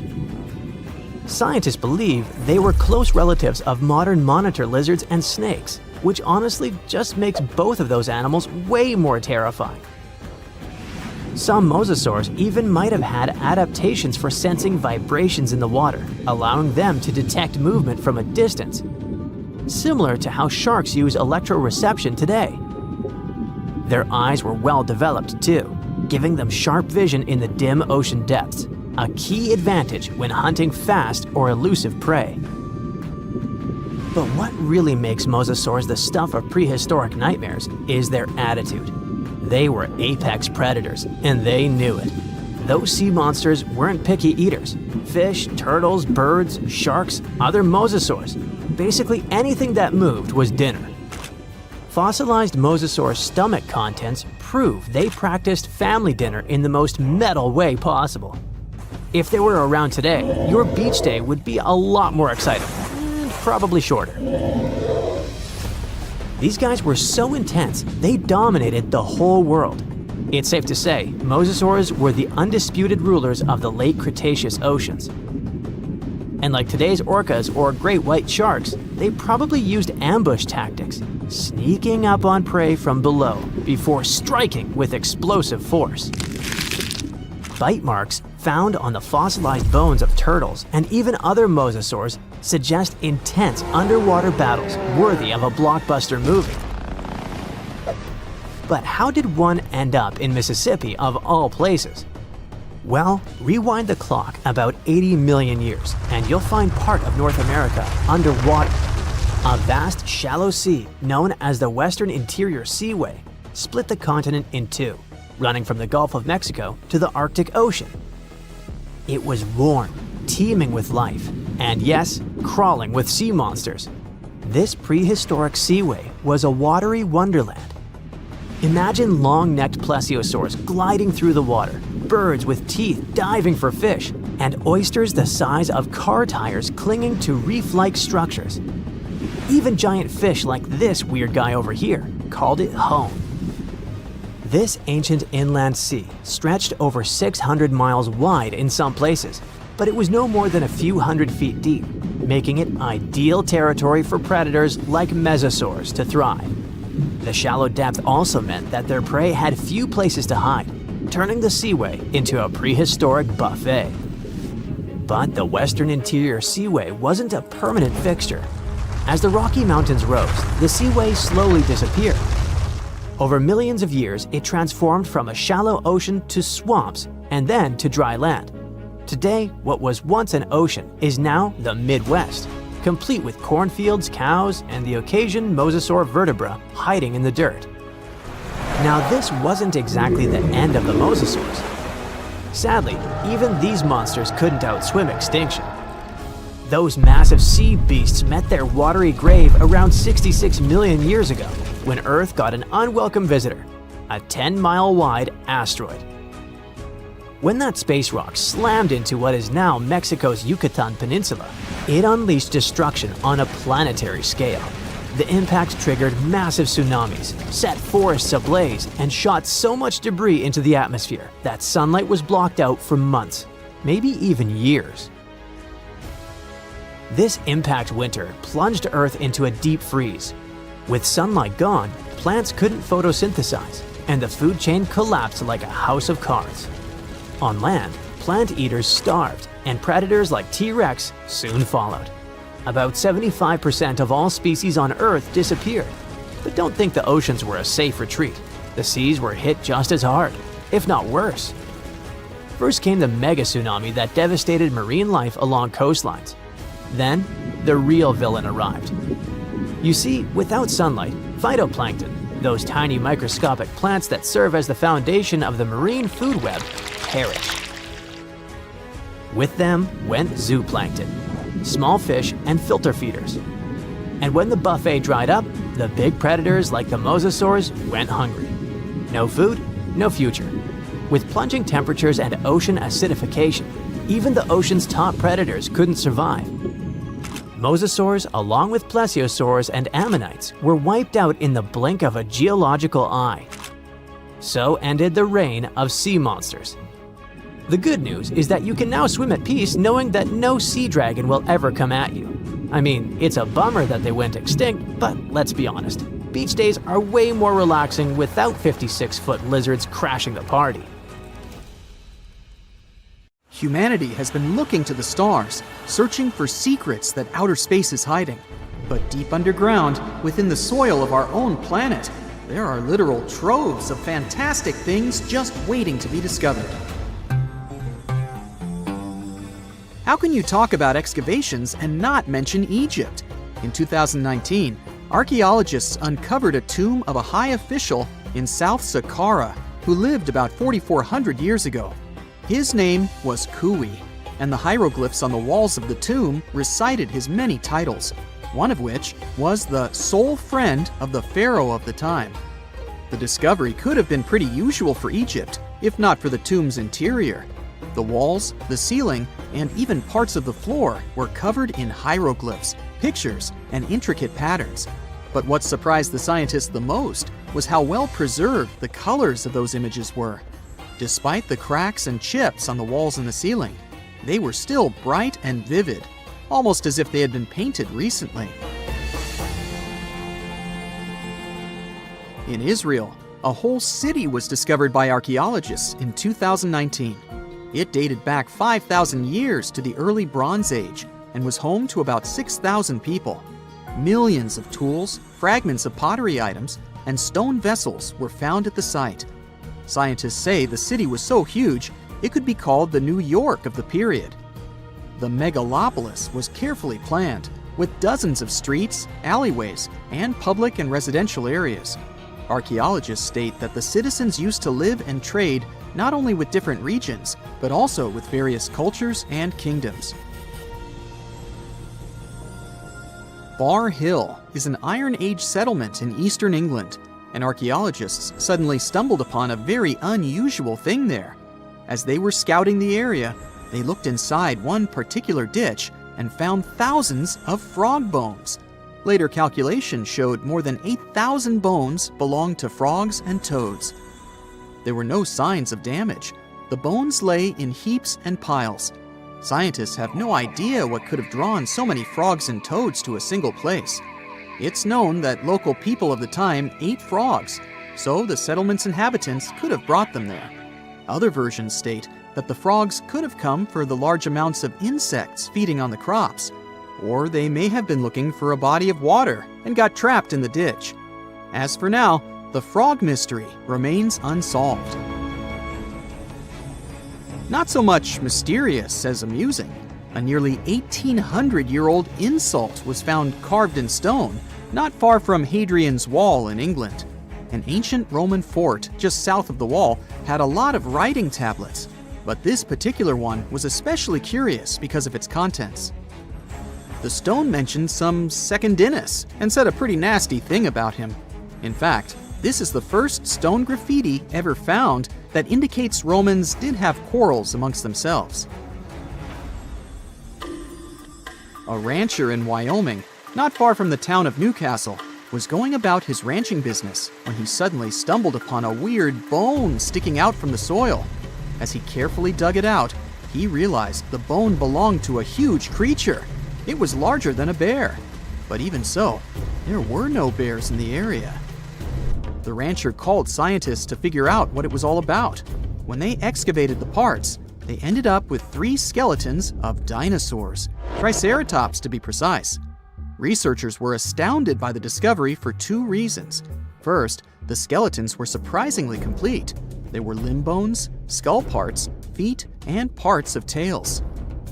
Second, triceratops had been considered loners because all the previously found skeletons were found alone. In this case, there were 3 of them. One seemed to be a youth, while the 2 others were probably its parents.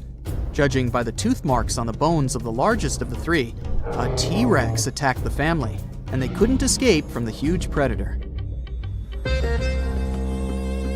The catacombs of Paris are yet to be fully charted, and strange things keep coming up down there. One of them was found in August of 2004. The local police were having a routine training exercise in the caverns not far from the Eiffel Tower when they unexpectedly came upon a large cave transformed into a fully equipped movie theater.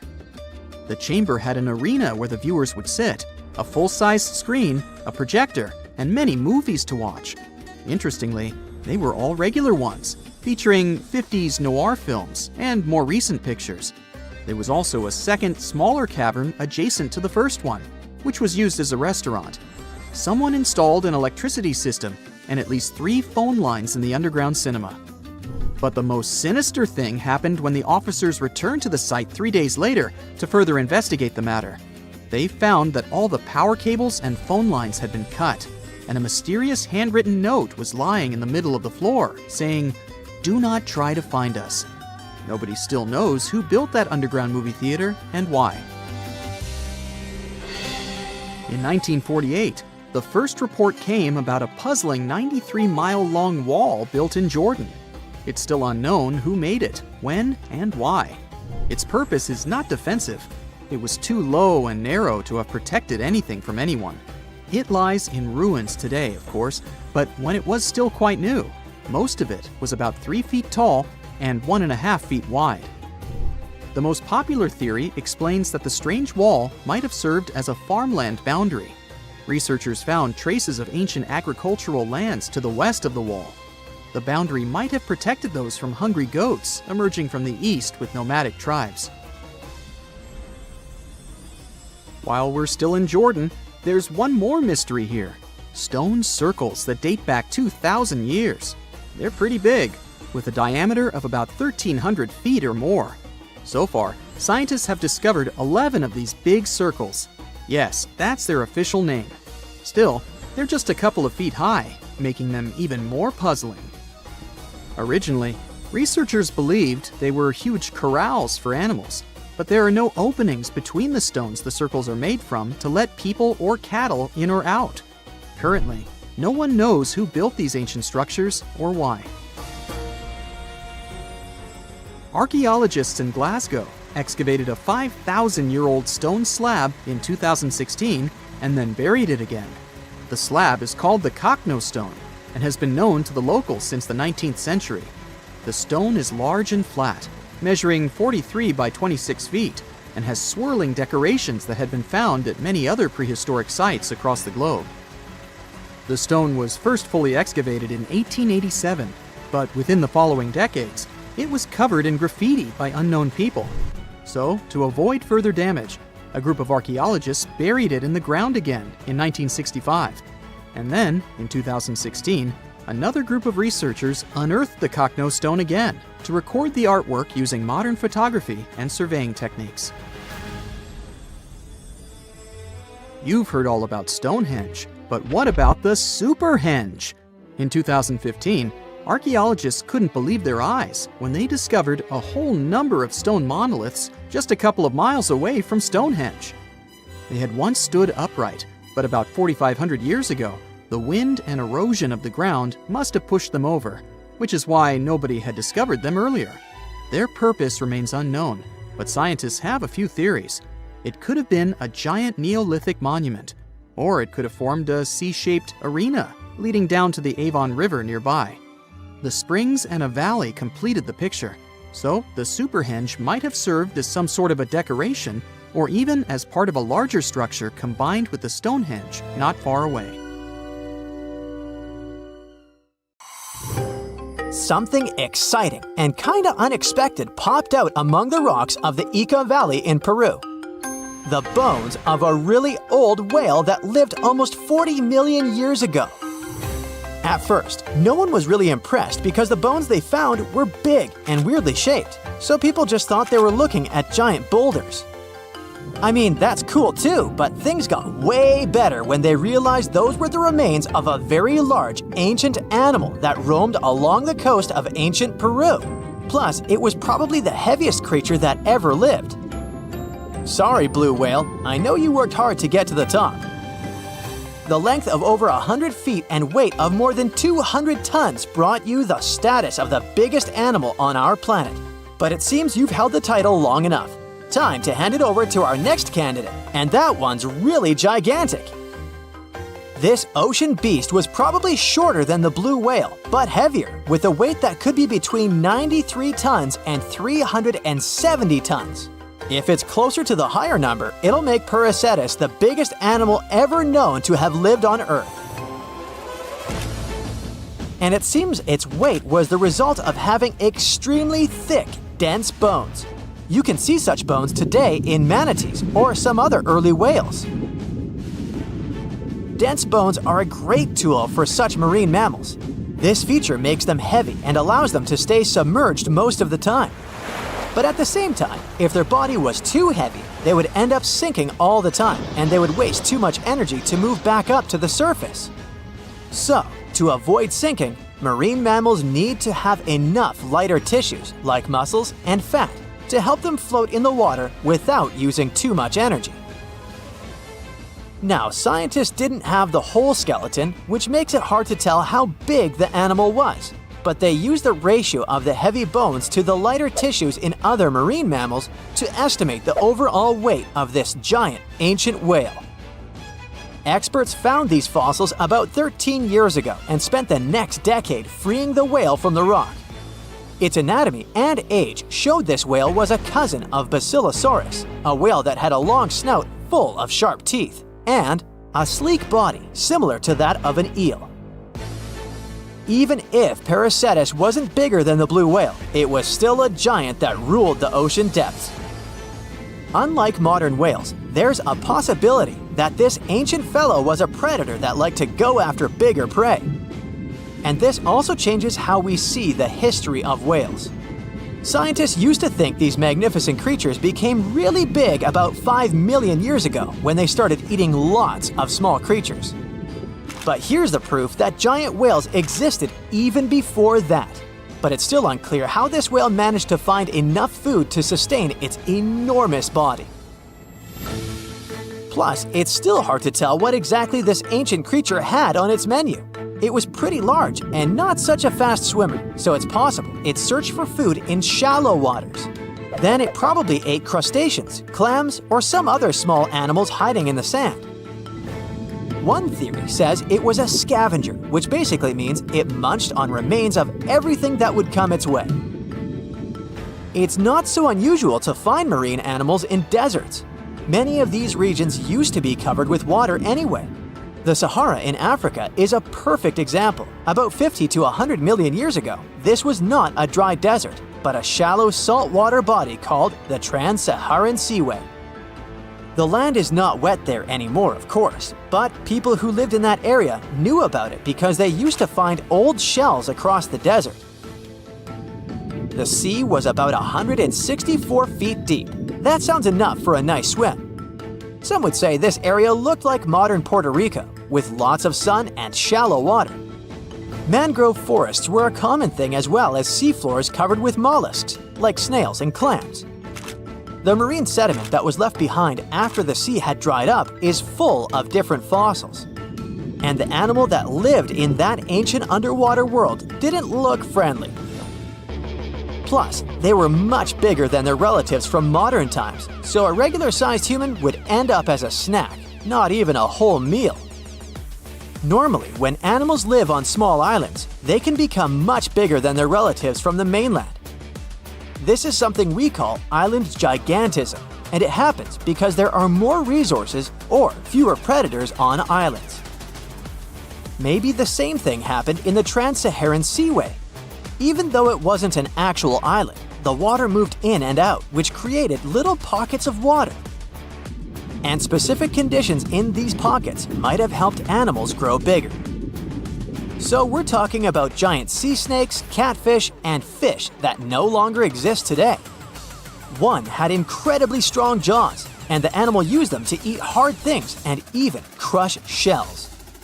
Their teeth showed they were fierce predators other animals had every reason to be afraid of. They went through some changes when it came to diet, similar to some types of piranhas. And the competition to get to the top of the food chain wasn't a joke. Not when there were also such large predators as sharks, crocodiles, and ancient relatives of elephants. Sahara went through different phases. If you could use a time machine and take a peek at Earth's largest hot desert as it was about 6,000 years ago, you wouldn't have to struggle with sand and heat. You'd have a nice walk through a green and pretty lush place. In the past, people who lived in that area didn't leave drawings on cave walls that showed camels, sand dunes, and scorpions. All those things you'd see in today's Sahara. Instead, they drew crocodiles. That's additional evidence that the Sahara used to have a lot of water and plants, enough to support these big yet scary animals. Around 3 billion years ago, Earth might have been mostly covered with water. Today, it's about 71% of its surface, but it seems that our planet used to be a giant ocean world with no continents at all, just some scattered islands. Scientists studied special rocks in Western Australia that formed in a place deep under the ocean called a hydrothermal vent system. To explain this better, it's important to mention two common oxygen types, O16 and O18. O18 is heavier because it has extra neutrons. O16 evaporates from water more easily, and as researchers studied an old ocean floor, they found a lot of O18, more than in today's oceans. This way, they realized ancient Earth had less dry land than Earth today. Australia is a good spot to conduct these studies because a long time ago, it also used to be a beautiful place with large animals and lush rainforests. But as time went by, the land became drier and Australia had more deserts formed, such as the Great Victoria Desert. Rainforest remained only on the edges of the continent. What happens with deserts across the globe is called desertification. That's when land that used to be good for growing things turns into a desert or something similar. Our planet changes over time, together with its climate. But desertification also happens because of human activities, like mining, farming, and building cities. And when land turns into a desert, it's a problem because it can't support people and animals anymore. Food doesn't grow there. There's not enough clean water, and animals lose their homes. To help with this problem, there's a plan many countries agreed to. They decided to work with farmers to take care of the land, fix damaged areas, and manage water better. All in all, to make our planet a better place for life. Wow! Scientists have found a lost city beneath Egypt's pyramids. And it's incredibly large, bigger than the biggest target you can imagine. Underground chambers, passageways, and vertical structures. Scientists have no idea what purposes they serve. But let's start from the very beginning. Italian and Scottish scientists studying the Pyramid of Khafra discovered something that looked like secret tunnels under 3 pyramids. This find might change what we know about ancient Egypt. The expedition, called the Khafra Project, was led by Corrado Malunga from Pisa, Italy, and Filippo Biondi from the University of Strathclyde, Scotland. Their mission was to focus on exploring Khafra's pyramid, the second largest on the Giza Plateau. Scientists uncovered a massive structure beneath the Pyramid of Khafra. Could it be an ancient Egyptian underground city? The experts analyzed the data they had and came to the conclusion that 8 large vertical structures could be hiding beneath, possibly wells or shafts. They extend a staggering 6,500 feet across. Imagine placing 2.5 Burj Khalifas on the ground, one after another, and you get the sheer size of this find. These shafts also plunge nearly 2,000 feet underground. Some of the deepest underground stations in the world are located at a mere 380 feet underground or so. These cylindrical shafts are surrounded by spiral paths. Picture some old Gothic castle. They're connected to 2 giant, weirdly shaped chambers. Are those cubes? Or possibly bowls? Each of these chambers is likely more than 260 feet across. Now, even though we know about the structures now, no one has figured out their original purpose yet. Want to hear something even more shocking? Okay then. The team is almost sure that similar access points can be found under all 3 pyramids. In other words, all of them might be linked by a hidden system of underground tunnels, chambers, and passages. Even deeper, about 4,000 feet under the surface, there might be more unknown structures. And doesn't it add to the mystery? But the coolest news is that, according to some team members, these hidden structures near Giza pyramids could align with the legendary Halls of Amenti. In ancient Egyptian mythology, it's a place where people are believed to arrive when they're close to the end of their days. There, they are said to take a 3-day-long trial, facing their biggest fears. Now, how did scientists even discover these hidden spaces? To uncover them, researchers used 2 satellites positioned 420 miles above Earth. They sent radar signals to the Giza Plateau, and these signals generated detailed images, which were later compiled into a 3D model of the underground layout, including the newly detected shafts. Then, using synthetic aperture radar or SAR technology, which is a type of radar that can penetrate through stone, the team also spotted 5 small room-like structures hidden deep within the pyramid. One of these chambers contained a sarcophagus, which was once thought to be the tomb of Pharaoh Khafre. But now, scientists believe this was a mistake. The true burial site is likely to be elsewhere. In any case, these 5 hidden rooms were completely unknown before the scans. They seem to be arranged in the center of the pyramid and are linked to underground pathways leading somewhere below the structure. There's an opinion that these tunnels could lead to more hidden chambers and wells. Some of them might be around 4,500 years old. Wow! What if they help us solve ancient civilization mysteries? Preliminary data suggests that all this underground space can be much more than a few empty chambers. There might be many more hidden structures near the Giza pyramids. How come? Well, the thing is, the structure appears to include hollowed-out sections with spiral pathways leading even deeper underground. Refining the images hinting at this could reveal an extensive subterranean network. It might be a whole city hidden under the surface. Now, despite the excitement surrounding these findings, there are also a lot of people who don't believe in the existence of the underground city. They're skeptical about the archaeological discovery in Egypt due to the lack of peer-reviewed verification. That's why several archaeologists and radar experts have challenged the validity of the claims. They've explained that the technology used to make the discovery may not be advanced enough to produce such detailed underground imagery. According to them, the 5 smaller chambers found near the surface could be natural formations, since the area had had sacred significance long before the construction of the pyramids.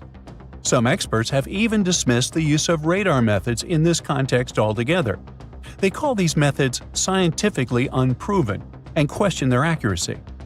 The discovery has also reignited discussions about ancient Egyptian myths and the possibility of hidden texts lying somewhere beneath the Giza pyramids. The layout of the newly detected underground chambers shares similarities with mythological accounts of the Hall of Records, a rumored chamber that could preserve early Egyptian wisdom. If confirmed, these findings could significantly reshape the understanding of Egypt's sacred topography. Plus, this lost city beneath Egypt's pyramid could become physical evidence of previously unknown underground structures. That's why the Khafre project is super eager to begin excavating to confirm their findings. But getting approval from Egyptian authorities is a challenging process. The discoveries still need to undergo peer review before they are accepted by the academic community. By the way, this recent archaeological discovery in Egypt comes on the heels of another discovery involving a weird structure beneath the Royal Giza Cemetery, which researchers believe is unnatural in origin. Archaeologists used remote sensing techniques and uncovered a mysterious L-shaped structure underground in the Western Cemetery of Giza. This area is known to house burials of royal family members and high-ranking officials. Many of the tombs in the cemetery have above-ground mastabas, rectangular stone or mud brick structures with flat roofs. But there is an area in the center of the cemetery where there are no above-ground structures. To investigate this unexplored region, the team used electrical resistive tomography and ground-penetrating radar. ERT works by sending electrical currents into the ground and measuring the resistance to detect remains. As for GPR, it sends radar into the ground and maps the structures based on the radar's return. The team found an anomaly about 6.5 feet beneath the surface. It appeared to be an L-shaped structure measuring at least 33 feet in length. The readings suggested that the structure had been backfilled with sand after its construction. This made the team hypothesize that it could be a mix of sand and gravel, or possibly an air void. This anomaly was classified as a highly resistive structure, which meant it didn't occur naturally. Motoyuki Sato, the study's lead author and professor at Tohoku University in Japan, claims that the structure is not a natural formation due to its sharp shape. Another weird thing about ancient Egyptian pyramids is that historians have long believed that they were built primarily for royals and high-status individuals who had the wealth and power to create such massive structures. However, new research from the archaeological site of Tombos in modern-day Sudan challenges this assumption. The thing is, Tombos Pyramid may have served as burial sites for low-status workers as well as elites. The hard-working members of ancient communities may have found their last resting place in some of the most visible monuments, including the pyramids. Located along the Nile River in the ancient region of Nubia, Tombos became part of Egypt after its conquest of the area around 1400 BCE. That's when Egypt established the site to strengthen its colonial control. Workers at Tombos built pyramids, but those were much more modest than the famous pyramids of Giza. The research team reanalyzed 110 human skeletons from Tombos, originally studied in 2012. In particular, they examined the entheses, the areas where tendons and ligaments attach to bones. Such an analysis can give us insights into the amount of physical labor a person performed. When someone does hard labor, their bones often develop distinct crests and ridges at these attachment points due to the stress on the tendons and ligaments. And while some skeletons showed little change in their entheses, suggesting they belonged to individuals from the upper classes, others showed more serious changes. It means they belonged to lower-class workers. This finding can totally challenge our earlier understanding of pyramid burials, especially the idea that only elites were buried in the pyramids, because the pyramids themselves were designed for the elite. This recent research may prove that lower-class workers may have found their final resting place in these monumental structures too. About 14,000 years ago, some super-skilled builders from another planet landed on Earth. Their mission was to help build a massive stone complex with perfectly interlocking blocks. They used some advanced technology, centuries ahead of their time, and once the job was done, they disappeared without a trace. This is not a sci-fi plot, but one of the theories trying to explain the mystery of Puma Punku. Scientists don't officially accept it, but they still don't know for sure how, when, and who built this impressive construction. Puma Punku is part of the ancient city of Tiwanaku, near Lake Titicaca in Bolivia. Tiwanaku is an important place in Inca traditions. They believed it to be the place where the world was created. Historians believe Puma Punku was built around 536 AD. The first Europeans discovered it in the middle of the 16th century. At the heart of Puma Punku, there is a huge, terraced platform filled with massive stone blocks, some as big as a school bus. The largest one weighs a jaw-dropping 131 tons. That's heavier than 20 elephants. Even the smaller rocks are as big as a couch.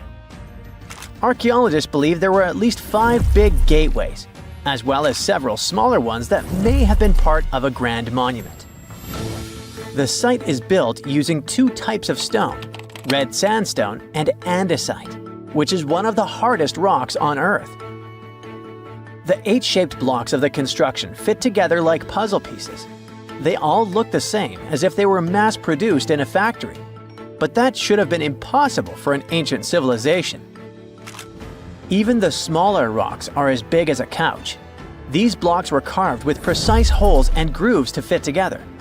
Builders made perfectly straight lines, cut identical angles, created smooth surfaces, and drilled holes. Some scientists believe they may have used advanced techniques, but there's no record of the tools they used. It took another 1,000 years before other civilizations could match this level of precision. One of the biggest mysteries is how these enormous stones were transported. Puma Punku sits high up in the mountains at 12,600 feet above sea level. So high that even trees don't grow there. The builders didn't have wheels, cranes, or modern machines. Yet somehow, they moved these heavy blocks miles from their original locations. Some scientists think they used llama skin ropes and ramps, but no one really knows for sure. The most commonly accepted version is that the Tiwanaku civilization, which thrived in the region between 500 and 1000 CE, built this impressive site. The complex was enormous and had many different areas. A western court, a large open area in the center, and an eastern court that was surrounded by walls. Long ago, it must have been incredibly beautiful, with polished metal plaques shimmering in the sunlight, brightly colored fabrics and ceramics decorating the buildings, and people in elaborate costumes walking through the plaza. But something doesn't add up here, as the Tiwanaku people never wrote down how they built Pumapunku. They would have probably left some clues if they had accomplished something like this. Plus, the Tiwanaku people didn't have the high-tech equipment needed to carve and move giant stone blocks with perfect precision. The architectural historians who first studied the place professionally concluded that a hammerstone couldn't have done such a fine job. They found no metal tools that were used in the construction process. That's why they suggested they might have used some unconventional tools the historians didn't even recognize as tools. There's a theory that these ancient builders might have had a way to soften stone to make it easy to carve before it hardened again. Or maybe they poured liquid stone into molds, just like we make concrete today. If it's true, this would mean an advanced civilization existed in South America long before we thought. Some researchers even think it had to do with the theory of Atlantis or other lost civilizations that may have had immense knowledge before a global catastrophe wiped them out. Local legends say that powerful deities used incredible powers to lift and shape the massive stone blocks. And some people believe Pumapunku was so advanced that the builders must have had help from visitors from outer space. The perfect cuts and massive stones look like something from modern construction. The supporters of this theory also say that some carvings at Tiwanaku show figures wearing helmet-like shapes, so they could be left by space travelers. Scientists from the University of California, Los Angeles, decided to officially debunk this theory. They created a digital model of Pumapunku using super precise measurements from historical records. Then, they used a 3D printer to make a miniature version of the site at 4% of its original size. Once the pieces were printed, the team sorted them by size, shape, and design, like a giant puzzle. They noticed that some blocks had special grooves for holding metal clamps, and others had ornamental carvings. When they finished their model, they realized one of the buildings had a very familiar design. It looked just like structures from two nearby sites. This was solid proof that Pumapunku was built by humans, not visitors from outer space. Over the centuries, people stole stones from Pumapunku and moved them around. This made things even more confusing for archaeologists. UCLA team created a digital archive, so researchers all over the world can now study the site without traveling to Bolivia. So maybe we'll hear about the new twists in this mystery soon. Another construction from the past that still impresses us with extreme precision is the Serapeum of Saqqara, a burial place built around 3,000 to 3,500 years ago. A French scientist accidentally discovered it in 1850. Inside the Serapeum, he found a long underground hallway. On both sides of the hallway, there were giant stone rooms, and inside those rooms, there were huge granite sarcophagi. These sarcophagi were not built for people, but for the sacred Apis bulls. These bulls were treated like royalty, as the people believed they were chosen by deities. The Egyptians believed these bulls were the incarnations of the deity Ptah and had magical powers to protect their kingdom. Some of the stone boxes inside the Serapeum weighed around 70 tons. They were made with perfectly straight angles and smooth surfaces. Scientists noted roller marks on the floor and found wooden winches with levers, which the Egyptians likely used to move the sarcophagi. Since the burial chambers were lower than the hallway floor, workers filled them with sand, rolled the sarcophagus into place, and then slowly removed the sand to lower it perfectly into position. A stone inscription found in the Serapeum said it took 28 days just to move one of these stone boxes. Even though these sarcophagi were meant for bulls, they were way bigger than needed. Pharaohs, who were the rulers of Egypt, were buried in tiny coffins. So it's really weird that these boxes were so enormous. Another question is why they used granite, which is so hard to carve, instead of limestone. Some people believe the stone boxes weren't just tombs. They might have been ancient energy generators. The Egyptians knew about fermentation. If someone placed food or meat inside a perfectly sealed granite box and let fermentation happen, pressure would build up inside. Granite contains quartz, a special crystal that creates electricity when squeezed. As pressure increased, the box's lid could pop open, releasing gas. Ancient drawings found in the Serapeum show stones stacked on top of the boxes, which might have been used to make the lids even heavier and help produce more electricity. Thousands of years later, when explorers opened these boxes, they only found bull bones, maybe because all the organic material had disappeared over time. Scientists still aren't sure if the massive stone boxes were actually ancient energy systems. So, the mystery lives on. You're digging in Egypt's famous Saqqara necropolis, also known as the ultimate VIP graveyard for pharaohs, when suddenly you find a giant pink door hiding something no one knew existed. Behind this giant stone door, one that wasn't supposed to open, by the way, you find a lost tomb of Egyptian royalty. Alright, history lovers, it's time to buckle up because archaeologists just pulled off something straight out of an Indiana Jones movie. Let's travel all the way to Saqqara, one of Egypt's most mysterious and treasure-packed ancient sites. The star of the show? The prince you've probably never heard of, Prince Userefre, son of King Userkaf. No one important, just, the founder of Egypt's 5th dynasty. No big deal. But the way his tomb was discovered. It all started with a massive door, made of pink granite, no less. But this isn't just a regular stone slab. This thing is about 14 to 15 feet tall and 4 feet wide. A giraffe could easily walk through it. This door is also definitely heavier than your neighbor's SUV. But here's the twist. It wasn't a real door. It was a false door. A symbolic gateway meant to allow the spirit of the deceased to pass between the world of the living and the afterlife. Normally, that's where the story ends. After all, false doors are common in tombs. But this one was extra special. You see, false doors were usually made out of limestone, which was pretty common and found everywhere in Egypt. To build one out of red or pink granite, people had to bring these rocks from a quarry located 400 miles away. And you can bet this wasn't a cheap trip.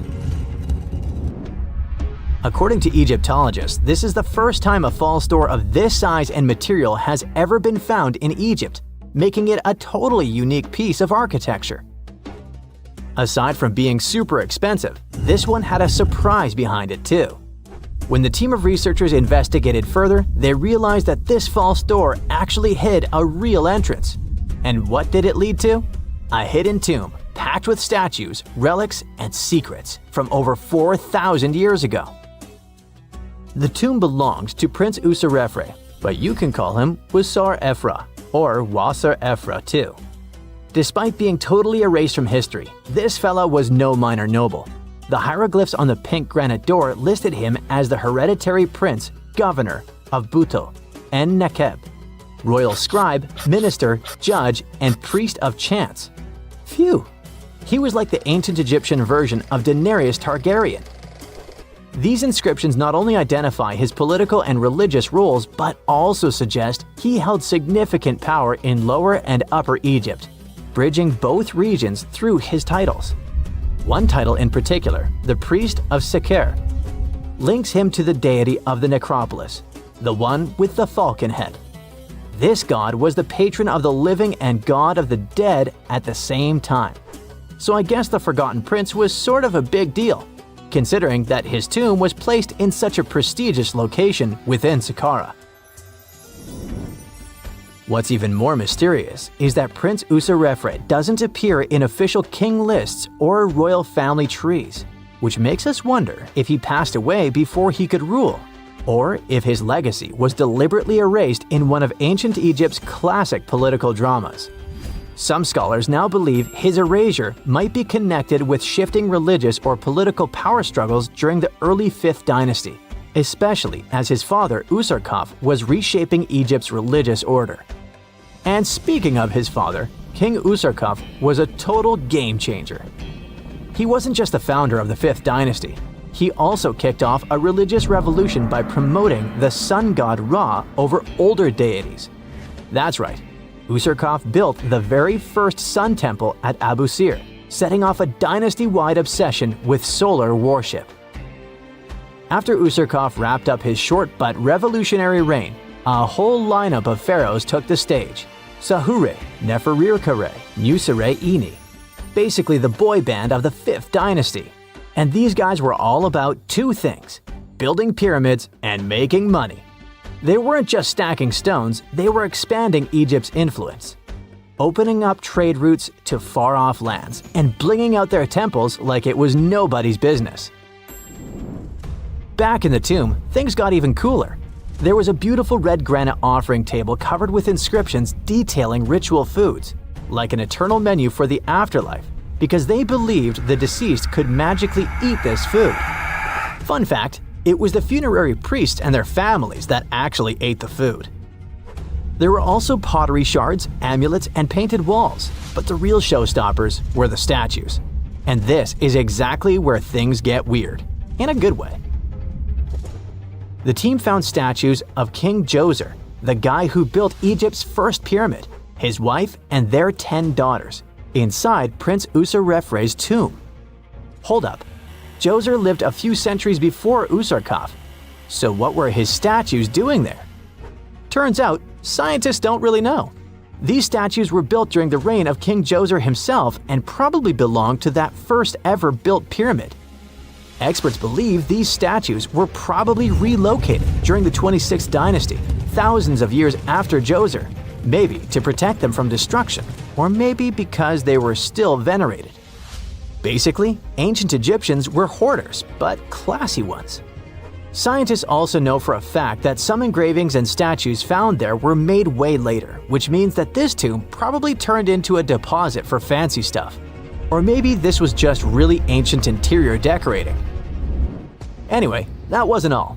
There was another pink granite entrance on the eastern side of the tomb, with inscriptions linking back to King Neferirkare, another 5th dynasty pharaoh who also tried to build his own pyramid, but failed.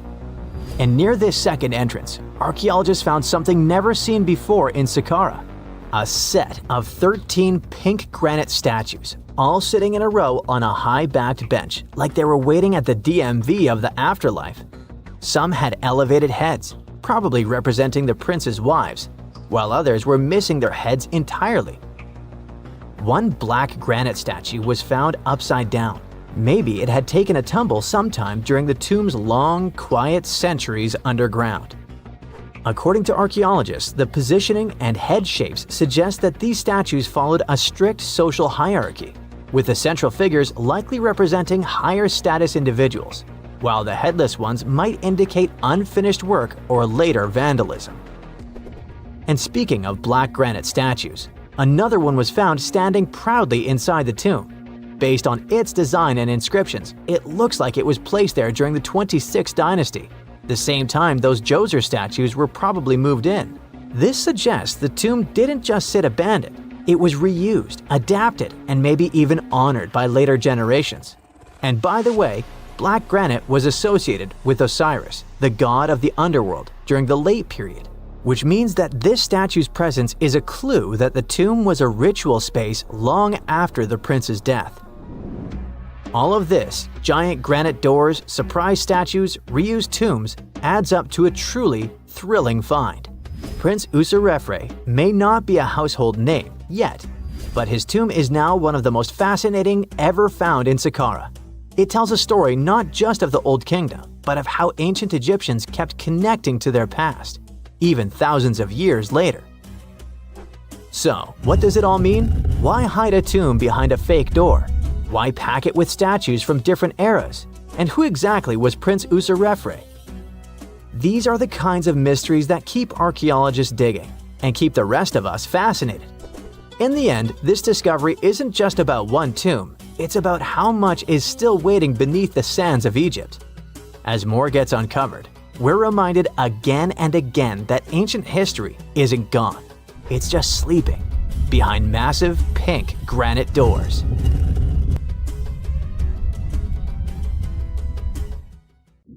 A Portuguese archaeologist just discovered a bunch of sunken ships filled with gold, including a Spanish galleon with 22 tons of gold and silver. This much gold today is worth about $2 billion, and this is the money from one ship alone. Archaeologist Alexandre Monteiro made this discovery almost by accident. He was studying some documents when he found some information about a ship that went missing in 1615, and he decided he wanted to find it. After many years, Alexandre found not just this specific ship, he actually discovered 8,620 shipwrecks in the waters of Portugal alone. Out of this number, 250 are gold-filled shipwrecks, a discovery that would make any Jack Sparrow shake in his boots. Most of these ships went down for boring reasons like the weather, but sometimes they were destroyed in battles, which may or may not have been super epic. They were carrying gold and other treasures from the New World to Europe, and of course, everyone wanted a share. Alexandre had been studying historical shipwrecks for 30 years now, so he has discovered many ships that went down in somewhat glorious ways. In 1816, for example, a ship of one of the richest men in Portugal sank in Australia, with an insane amount of 66,000 silver coins. This was the first ship from Portugal to ever plunge in the waters of Australia. The bad news is that these ancient sunken vessels, filled with riches and epic stories, are not so easy to reach. They're deep down in the ocean and covered by sand. You could still try, but that would be stealing part of a country's history. And you wouldn't want to be that person, would you? Naturally, Portugal was not the only country that explored the seas back then. The coast of Europe is packed with sunken ships filled with gold. In fact, there are about 1 million historical shipwrecks underwater right now, and the treasures abandoned under the sea might be worth around $60 billion. It's an insane amount of money, but let me tell you that these gold-filled sunken ships aren't really worth the hassle. There are many stories of maritime treasure discoveries that turned into insane lawsuits and even long jail time. Our first story starts in 1746, when a violent storm crashed a ship called Prince de Conti near an island in Brittany. The ship was filled with tea, ceramics, and 100 gold ingots. Of course, the owners of the ship tried to save the loot, but if it's not easy now, imagine how it was back in the 18th century. It took more than 200 years for the vessel to be found. It finally happened in 1975, when a group of French men discovered it and decided to take pretty much every valuable thing they could find. Now, I said these things were not worth the trouble for a reason. In France, if you find anything that can be historical, you must declare it to the local authorities within 48 hours. Fail to comply, and you will be committing something known as a crime. To be fair, our French friends here did declare their findings, but only the corroded cannons from the ship. And the gold? Well, they sold it.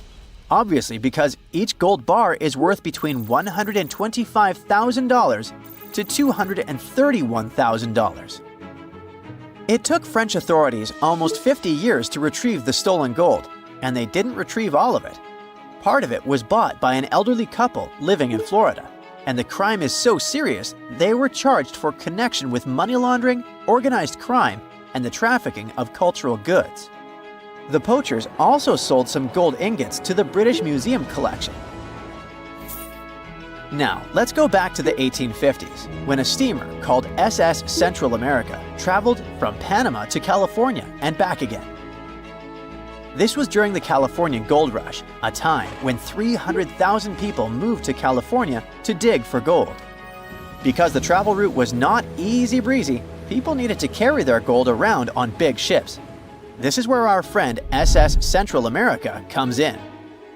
In 1857, the ship had 578 people on board and about 10 tons of gold. Very few survived, and around $100 to $150 million in gold went down with the ship. All of this explains why in 1988, a group of investors from Columbus decided to finance a research project to find this ship. The research was led by a guy named Tommy Thompson. Tommy was really crazy about the idea of finding this sunken ship filled with gold. It took him years to find the exact location of the SS Central America, especially because the ship was 7,500 feet beneath the surface of the Atlantic Ocean, and retrieving it required a lot of fancy tech. A group of 161 investors paid for his adventure, but it goes without saying that they were not doing this out of love from their hearts. They invested $12.5 million in this project because they were expecting to earn at least 10 times more. But since life is not all sunshine and rainbows, 39 insurance companies sued the research team as soon as they retrieved the gold. Back when the ship was up and running, these companies insured the cargo of the SS Central America, and when the cargo was finally retrieved, more than 100 years later, they wanted to be compensated. They said it was not their job to retrieve it, but that doesn't mean they abandoned it. This crazy talk didn't stick, and 92% of the gold was given to the research team. The plot thickened when the investors were scammed by none other than Tommy Thompson, who fled with $4.16 million. He also had 500 gold coins, but he's not telling a soul where they are. Nonsense like this is the reason why most countries have rules to protect cultural properties. And yes, sometimes shipwrecks can be a cultural property. Obviously, there are many maritime treasure discoveries that happen without breaking any laws. The SS City of Cairo, for example, was a steamship that submerged in 1929 with 2,000 boxes of silver coins weighing 122 tons. A company called Deep Ocean Search retrieved the coins from a depth of 17,000 feet, which is 4,500 feet lower than the Titanic. 34 million pounds went to the UK Treasury, and the Deep Ocean Search also got a share. The good news here is that some of the coins can be bought by collectors, legally. Paying for a treasure is probably the closest you can get to an underwater archaeology find. I know, all I did was destroy your piracy dreams. But while raiding gold-filled shipwrecks may be a crime in most countries, or just financially impossible for us mere mortals, not all hope is lost. There is about $771 trillion worth of gold lying on the ocean floor, and it doesn't have an owner. It's like an underwater gold mine, except the gold is in the water. You know how the water of the ocean is salty? Well, the gold gets mixed with the minerals in the water, so it's not like you stumble upon a gold nugget on the beach. Each liter of ocean water has 13 billionths of a gram of gold, and it's very difficult to extract such tiny particles of gold from the water. But that doesn't mean people haven't tried, and of course, there's been a scam here too. In the 1890s, a guy claimed he had invented a thing that would suck gold from the seawater. When he got enough money, he fled the country with the cash. If you really want to get some gold, you could try to extract it from the Earth's core, which has 1.6 quadrillion tons of gold. There's 16 times more gold in the Earth's core than what humans have mined in the whole of history. No hoax involved here, because nobody has dared to go down there yet. With archaeologists discovering gold-filled sunken ships out and about, maybe we can make our own maritime treasure discoveries, or at least save enough money to buy some silver coins. Archaeologists recently found something fascinating from a forgotten Maya kingdom, a tomb hidden in a collapsing pyramid. Inside, there was a king buried for 1,700 years. a jade mask that looks almost human, but not quite. And all this thanks to the looters who missed it by just 6 feet. They stumbled upon it in 2022 in the dense jungles near the border of Guatemala, Mexico, and Belize. In Mayan times, this little place used to be called Xochitlam. It's a lost city, half swallowed by jungle. This place meant pretty much nothing compared to other big Mayan cities, like Tikal or Teotihuacan, or so we thought. The team found a tomb of a Mayan ruler. The artifacts, the names of kings, all this revealed that Xochitlam wasn't just some tiny village. It was a pretty important place for that culture, and what they found inside that tomb may rival the treasures of any Maya metropolis. The tomb's ceiling had collapsed long ago, but the offerings were still inside and remained intact even after centuries. They recovered over 16 spondylus shells. These things were used by the ancient elite for power and rituals. That meant that whoever the tomb was related to, it was someone wealthy, of high status, who got themselves a ceremonial burial. Archaeologists also found carved femur bones. They were etched with hieroglyphs and names. Maya literally wrote their history in human remains. Researchers want to dive super deep and get a DNA analysis on the bones. Maybe that will help uncover familial ties, origins, or health problems these people might have faced. And most important of all, the mosaic jade mask. It was pieced together from luminous green tiles into an expression that feels almost human, almost alive. A lot of people were joking that it's just like Jim Carrey's mask in the famous movie. But it wasn't a magical artifact. That was the face of a forgotten Maya king, staring out at us after 1,700 years of silence. His name was etched into the femur bones, Itzam Kokaj Balam. Historians think this might be the ruler who reigned around 350 BCE. Unfortunately, this period is super underdocumented. We barely know anything about those times, but it looks like he was pretty important to the locals. One of the bones even showed a carved figure holding a deity's severed head. The deity's head looks exactly like the jade mask. Perhaps this was supposed to be the king himself, defeating some mythological villain. Other inscriptions mention the king's father and grandfather. That links Xochitlam to the mighty Maya capitals we mentioned, Tikal and Teotihuacan. Tikal was once the beating heart of the Maya world. It was a fascinating megapolis. A city rose from the Guatemalan lowlands with towering step pyramids that scraped the sky. That place was home to tens of thousands of people. It was also a hub of art, astronomy, and culture. The rulers were worshipped almost as living deities. Their deeds were carved into stelae that still stand amid the howler monkeys. Teotihuacan was located even further north. Now that was a mystery of another kind. It wasn't really Mayan, but rather Central Mexican. But still, that was a true metropolis, one of the largest cities in the world during its time. It was most famous for its Avenue of the Dead and colossal structures like the Pyramid of the Sun. It was a rich cultural center that had a worldwide influence. For centuries, both Tikal and Teotihuacan seemed to have completely different cultures. Tikal was a flourishing city-state where people loved reading, astronomy, and beautiful architecture. Teotihuacan was a titanic militaristic superpower.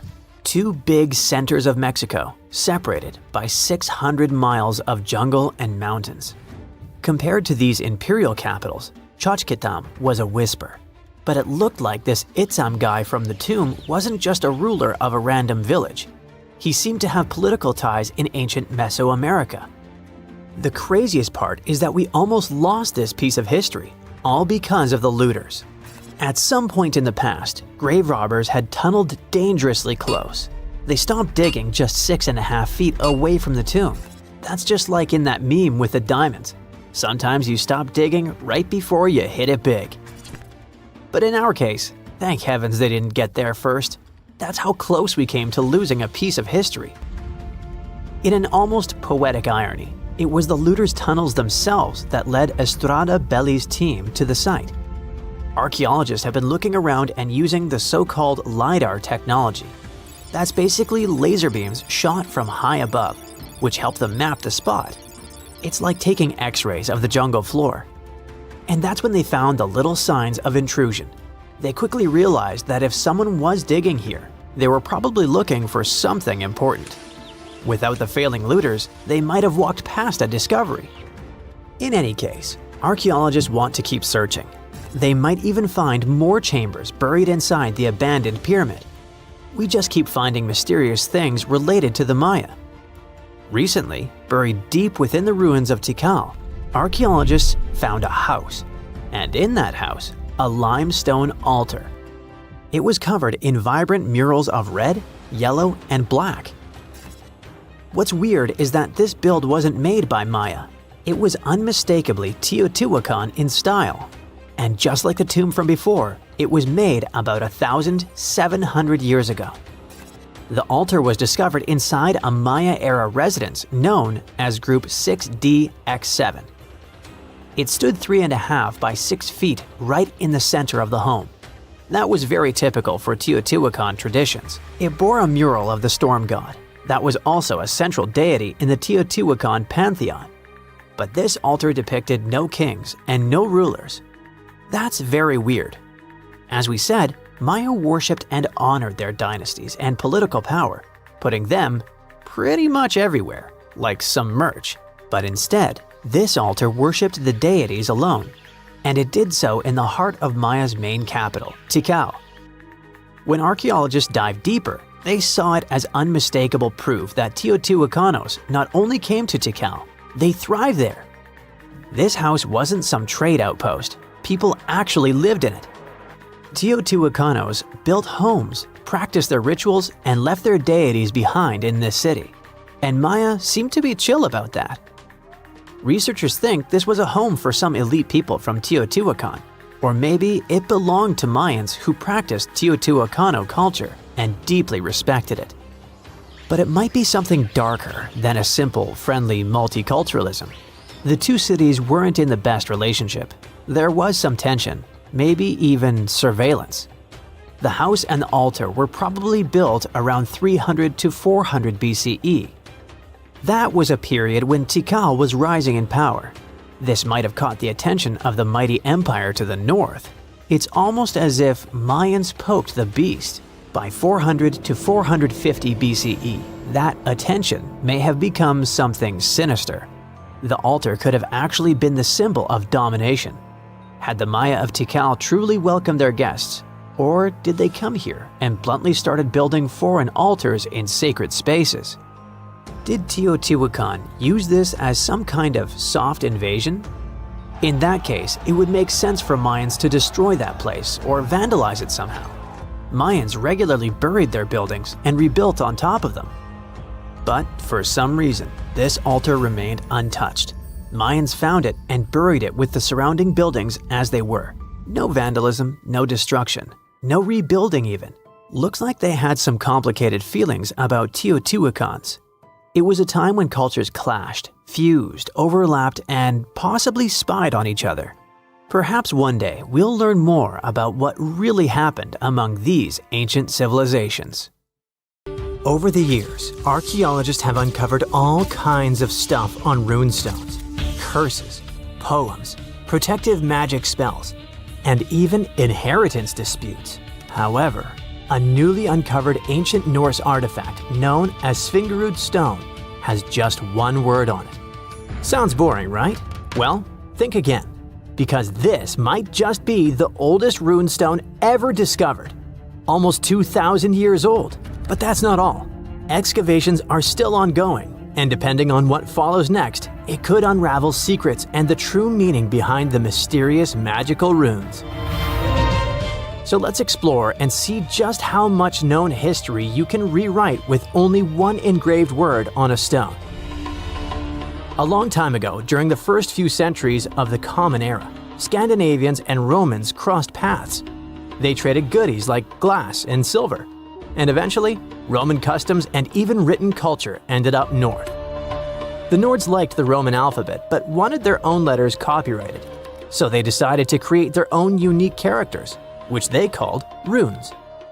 Almost 20 centuries later, in 2021, archaeologists were excavating an Iron Age burial site near the village of Svingerud in eastern Norway. Among the cremation graves, they uncovered a reddish sandstone slab that would become a centerpiece in a major Norwegian archaeological discovery. It's the size of a coffee table, measuring just over 12 inches across. The stone was found buried with burned bones and charcoal, part of an early cremation grave. The stone had runes engraved into it, looking rough and shallow, like they were scratched with the tip of a knife or something needle-like. Runestones are not unusual. Archaeologists are used to uncovering runic inscriptions, especially in this region. However, tests show that both the burial site and the carving on the stone likely date back to somewhere between the 1st and 3rd centuries. That places it deep in pre-Viking history, centuries before the Viking Age officially began around 800 CE. That makes it one of the oldest reliably dated examples of early writing in Scandinavia. When you look at these carvings, they either look like magical symbols made to call on Nordic deities to help you, or like random scratches made by an angry man hitting a stone with something sharp. But these are real letters, crude but intentional. It's an ancient writing system used by Germanic tribes across Northern Europe.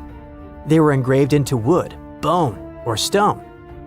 Their shapes are straight, angular lines because curves were tough to carve with the tools they had back then. When they met with the Roman Empire, rather than just borrowing Latin letters, the Germanic tribes took the idea of writing and carved out their own version. The original alphabet was called Elder Futhark.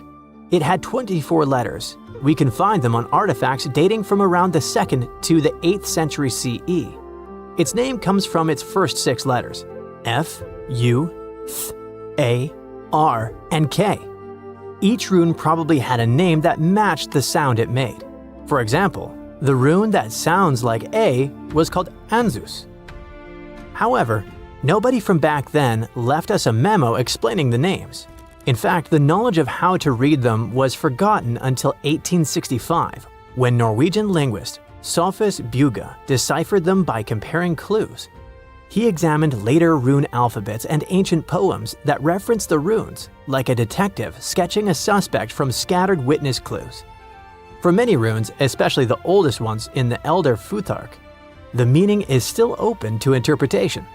They weren't common knowledge, which is reflected by the fact that only some 350 surviving inscriptions remain. This changed eventually when the Scandinavian language evolved from Proto-Norse into Old Norse, spoken by mighty Vikings. The Elder Futhark was reduced from 24 to 16 runes to reflect the changes in the language, thus becoming the Younger Futhark, which was far better spread. Runes weren't really used to write books or keep daily records. Instead, you'd find them carved on gravestones, weapons, and various tools. It's believed that people used runes to show ownership, honor loved ones who had passed away, leave short messages, or sometimes for protection or magic. In the early days, some runes probably had special spiritual or ritual meanings too. One interesting fact about runestones specifically is that they were often used for self-promotion or boasting, like an ancient social media status or a tweet posted on a wall, or better said, a stone. One such example of a runestone from the 11th century where a man named Vigmund had it carved for himself, calling himself the cleverest of men. He even added that he was a ship captain, and yes, he made sure everyone knew that while he was alive.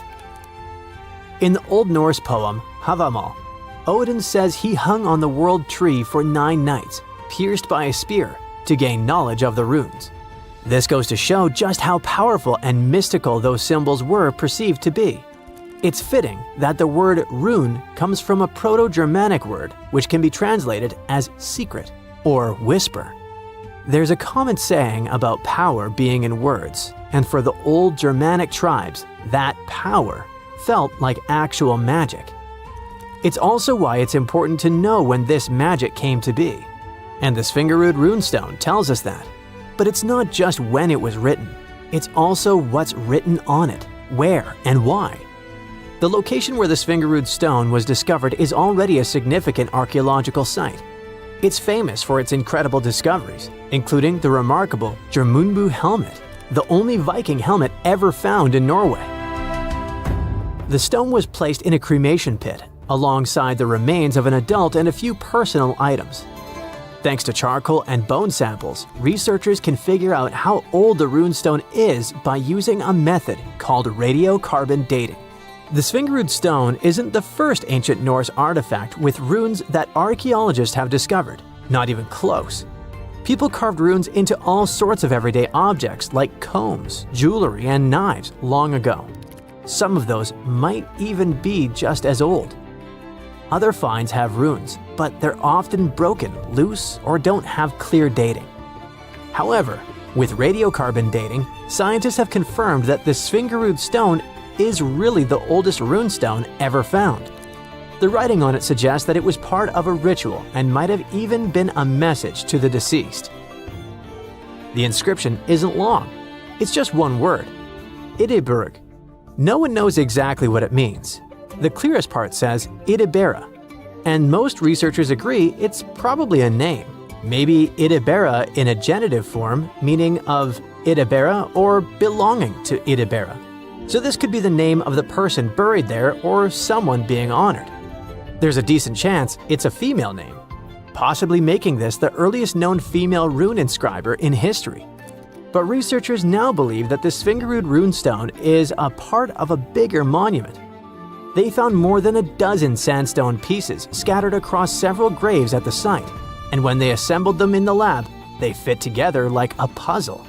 This suggests they all came from one single upright stone. The main piece with the inscription was found in one grave, but other similar pieces were buried in nearby cremation pits.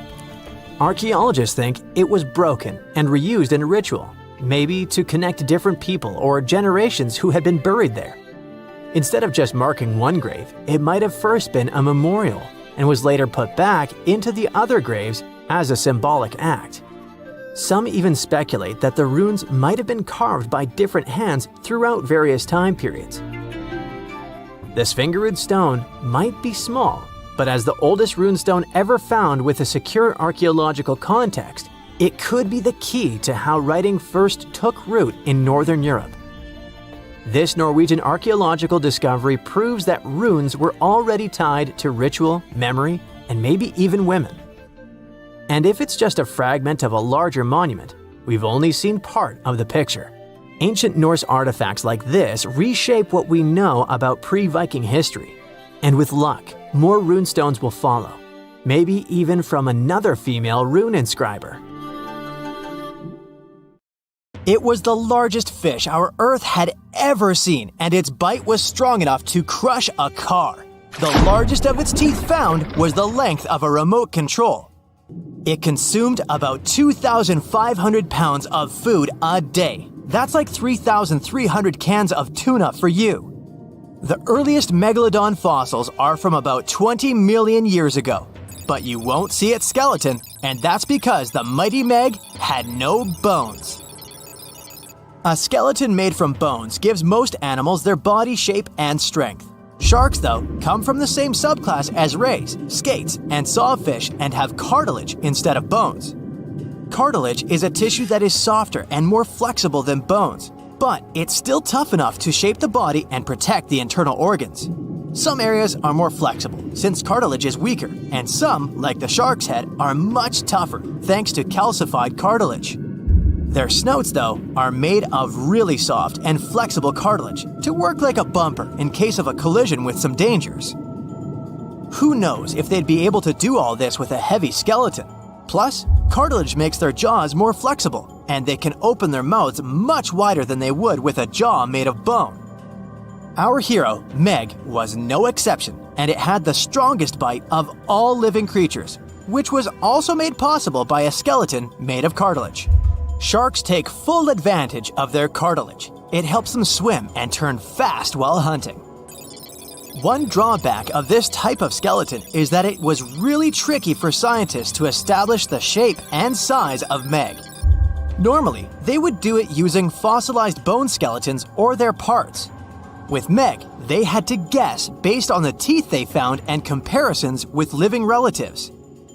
A more recent 3D computer model was based partially on scans of a preserved spine discovered in the 1860s. The model showed that Meg was bigger, faster, and even hungrier than scientists had previously thought. Looks like an average megalodon was 52 feet long. That's slightly bigger than the height of the Hollywood sign and weighed 10 times as heavy as an elephant. There were also much bigger creatures. Scientists still aren't sure how the megalodon got this size. The fact that there were bigger and smaller Megs probably has to do with a little something called Bergmann's rule. It says that the temperature of the surrounding environment affects the animal's body size because they either need to conserve or shed heat. The megalodons that reached cooler waters probably needed more body weight to make sure they survived in low temperatures. Those living in warmer waters had to be smaller to avoid burning up. If the researchers were correct in their calculations, it also means that Meg reached a cruising speed of over 3 miles per hour, which is much faster than other sharks. The still-living great white shark can cover a distance of nearly 7,000 miles without stopping, which is 9/10 as long as the diameter of Earth. It looks like the megalodon could have gone much further. Megalodons managed to survive on our planet for nearly 70 times longer than humans have. They were roaming the oceans for around 20 million years, and you could see them pretty much anywhere except near the poles. Scientists discovered the most northern fossils off the coast of Denmark and the most southern in New Zealand. The reason why there were no megalodon teeth found in Antarctica is most likely that these adapted to only warm tropical and subtropical waters. The younger ones like to keep to the shores, while full-grown adults preferred coastal areas, but they could easily move into the open ocean as well. When our planet went through a period of global cooling and drying, and the seas began to freeze around 3.6 million years ago, there was less and less room for Meg to thrive. Much of their prey, like smaller whales, seals, and sea turtles, disappeared or relocated to waters that were too cold for our hero. And at the same time, the number of its natural competitors, like smaller predatory sharks, like the great white shark, and whales increased. This shifting food chain dynamics could have been even more dangerous for the Meg than the cold ocean water. You're used to seeing them on the big screen as heartless monsters, but these huge sharks were actually loving and caring family guys. Scientists discovered several megalodon nursery areas in Florida, Maryland, Panama, and off the coast of Spain. It looks like they gave birth to their young in shallow water environments. Then, little Megs would stay there with adults protecting and raising them until they were ready to fight off predators. The mighty Meg had 276 teeth in 5 rows in its mouth. Similar to other sharks, it was fast in replacing its worn-out or lost teeth. With 4 or 5 rows of teeth in its mouth, it basically acted like a conveyor belt, able to grow back damaged or missing teeth. This means that an adult megalodon probably would have grown several thousand teeth throughout its lifetime. Although the great white shark is often mentioned as Meg's closest relative, they'd hardly be distant cousins. The ancestors of today's great white existed at the same time as the Meg, but they weren't best friends and even rivaled each other. The great white shark wouldn't win in a head-to-head fight with a Meg, but it was a better hunter using its smaller size and agility to snap up the giant's prey quickly. This only left the bigger fish and whales for the Meg, but its food supplies began to run out as the whales swam to the cooler new seas. Rather than a great white, the megalodon is more like a modern bull shark.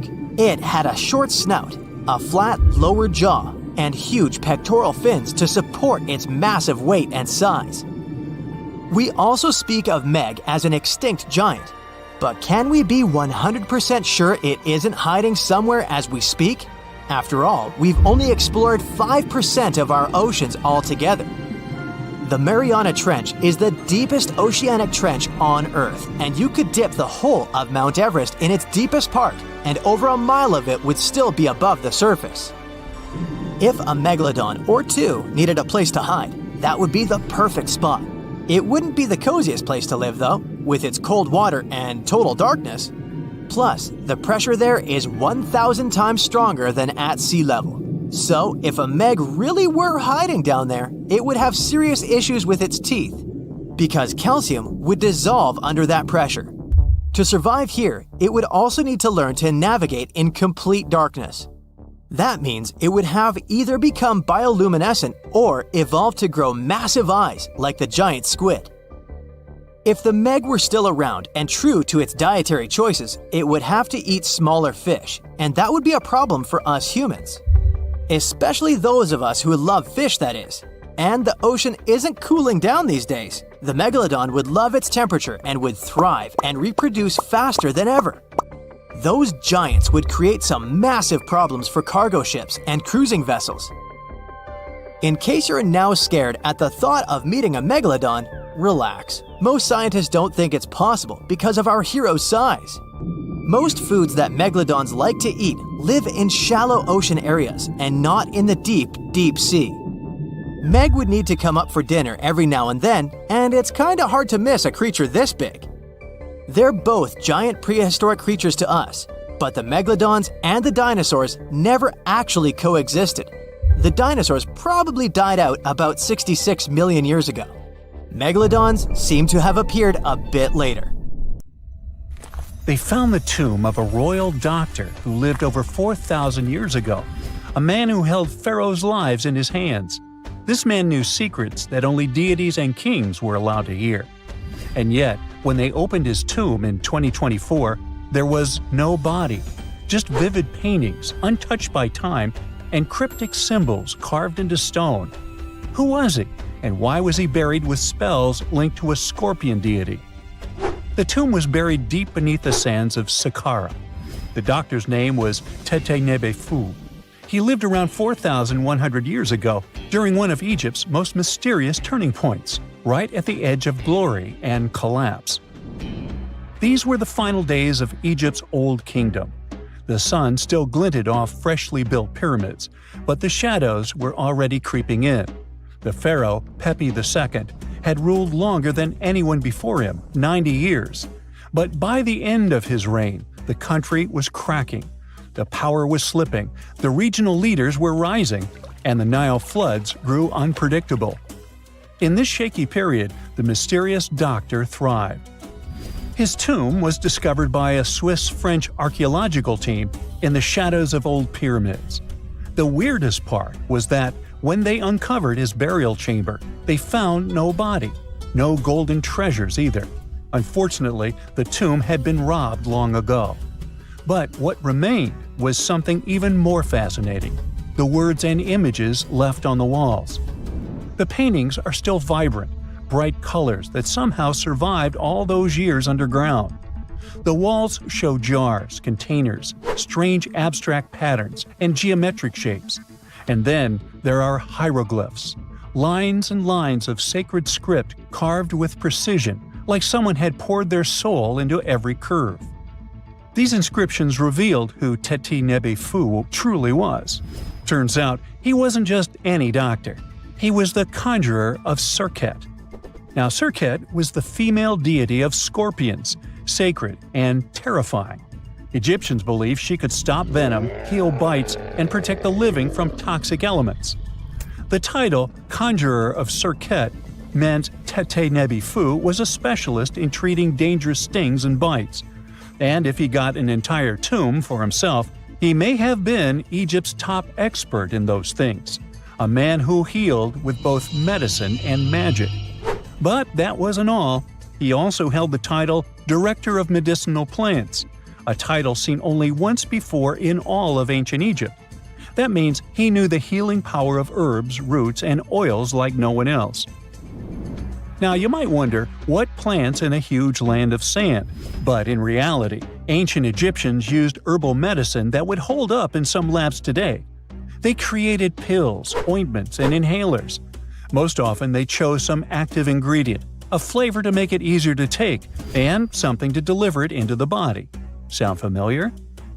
And yeah, they didn't have many traditional plants, so some of these ingredients were bizarre by our standards, like using crocodile dung and acacia mixed with honey. They even had formulas for anti-wrinkle creams. And apparently, our mysterious healer was also chief dentist. This title is almost never seen in ancient records. Evidence of Egyptian dentists is incredibly rare. Turns out, our ancient genius didn't just fight stings and study plants. He was also trusted with teeth and jaws, which were actually a huge problem in ancient Egypt. These people may have built wonders, but their teeth paid the price. Ancient Egyptians constantly caught grains of sand in their mouths. They often ate grit-filled bread and raw vegetables, which wore down enamel and caused a horrible condition called attrition. This led to tons of problems, including tooth loss. They had to improvise back in the day. For example, crafting the world's oldest known toothpaste from crushed rock, mint, and pepper, which ironically only made things worse for the gums.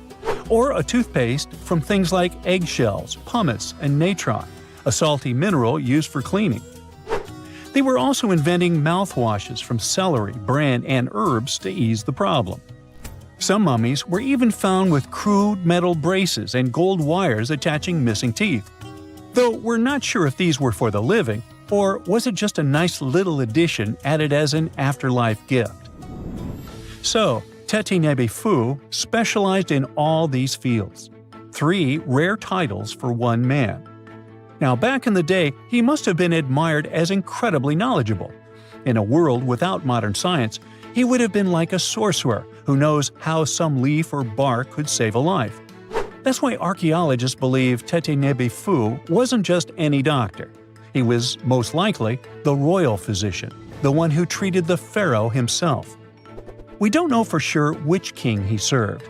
Maybe it was Pepi II, and who knows, maybe that's why the guy lived so long. But if that was the case, Teti Nebefu may have lived through the final moments of the Old Kingdom, watching the Golden Age crumble from inside the palace walls. And then he was buried. The body was looted, or perhaps just lost to time. But the team says they're still studying the tomb, still uncovering the traces of this incredible man. Overall, ancient Egyptians were practicing medicine on a crazy advanced level. Some practices feel familiar even today. They had hospitals, specialists, surgeries, and many more things, even medical schools. Both men and women were allowed to be doctors. They healed with various methods and practiced surgery with actual tools, scalpels, forceps, even sutures. Some doctors treated only the eyes, others the teeth, the stomach, or even what they called the hidden diseases. They knew how to clean and dress wounds, could set broken bones using splints made of wood or reeds wrapped in linen, and even prevented infections. There were even proctologists. They also built the first prosthetics, like a wooden toe with leather straps that help people walk normally again. The oldest known prosthetic is 3,000 years old. Now, the most shocking part is how they actually even tried to remove tumors. A recent study looked at a 4,000 years old skull. It belonged to a man in his 30s. There were signs of past tumors, and around 3 of them, there were marks, surgical cuts made with a metal tool. That suggests someone attempted to remove or study them, maybe treatment, maybe an autopsy. There was another skull of a woman over 50 years old. It also showed similar signs, but with healed fractures from an earlier injury, which is amazing because her treatment might have actually been successful. Being a healer in this society meant something powerful. It meant being a priest, a scientist, and a magician all at once. To ancient Egyptians, medicine was a necessary art, and they treated it with as much reverence as they did their deities. That's because they believed that sickness could be both physical and spiritual. So a doctor could recite a spell while applying a salve, and a lot of their treatments worked.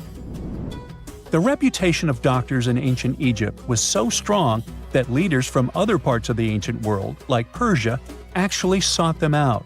Even Homer, the Greek poet, once said the Egyptians were the most skilled healers of all. Of course, their understanding of the human body wasn't perfect. For example, they thought the heart controlled thought and emotion. They also didn't know what the brain really did. But their approach, observe symptoms, diagnose, and treat, well, that's modern medicine. Sure, they prayed over the wound, but they also healed it, didn't they? Their most famous physician was Imhotep, That guy was a true polymath, an architect, priest, and a healer who became so revered he was later worshipped as a deity of medicine. Yep, a human who was so cool they turned him into a deity. He lived 2,000 years before Hippocrates, the so-called father of medicine. And yet, some people joke we should drop the Hippocratic Oath altogether and swear an Imhotepic Oath instead. These people weren't just laying the foundations of pyramids, they were laying the foundations of healthcare. Egyptian archaeologists made an extraordinary discovery near Cairo just recently. Drumroll please. The most ancient and most complete mummy yet discovered in the country. Yes, they were keeping it under wraps. The 4,300-year-old mummy was found in a group of tombs close to the Step Pyramid of Djoser, dating back to the Egyptian Old Kingdom. It was covered in layers of gold. The team also found several other tombs, including one belonging to an ancient Egyptian official and another belonging to a secret keeper who had the power to perform special ceremonies. Another interesting tomb was that of a writer, which featured the largest statues ever found in the area. This vast burial site is also home to more than a dozen pyramids and resting grounds. Probably one of the most famous mummies in the world is that of Hatshepsut. She ruled Egypt like a boss for around 20 years, building all sorts of impressive buildings and creating new trade routes. But when archaeologist Howard Carter found her tomb in the Valley of the Kings, her sarcophagus was empty. However, Carter did find 2 coffins in another tomb, one of which belonged to Hatshepsut's wet nurse and the other to an unknown woman. In 2006, a team of specialists decided to investigate whether that mysterious lady was the queen herself. They found a molar tooth in a wooden box with Hatshepsut's name on it, and when they compared it to a gap in the mummy's mouth, it was a perfect match. Ramses II was a pretty impressive ruler, but it was his mummy that eventually made history. Now, we don't hear too much about his daddy. Okay, I'll stop. Ramses is considered to be the most powerful pharaoh in all of Egypt, as he reigned for a whopping 6 decades. He also lived to be over 90 years old. Now that's pretty amazing, considering the time he lived in. Ramses II supposedly had over 100 offspring too. Talk about a big family. When he passed away, his body was originally buried in the Valley of the Kings, but some sneaky guys tried to rob his tomb of all his treasures. Officials back in the day weren't having any of that though, so they moved his body to a secret location to keep it safe. Fast forward to the 1800s, and Ramses II's mummy was discovered along with a bunch of other rulers and important officials. But it wasn't in the best condition, so archaeologists flew it to Paris to get it, pampered. Problem was, he couldn't just be transported into another country. The only solution available was to give Ramses II his own passport. His occupation was listed as king, and the document even featured his photo. Most mummies aren't necessarily known for having the most hydrated skin. But that of an ancient woman, also known as Lady Di, proves otherwise. No, not that Lady Di. This wealthy lady from ancient times was discovered in an ornate tomb in 1971, and she looked fabulous, if we can say so about a mummy.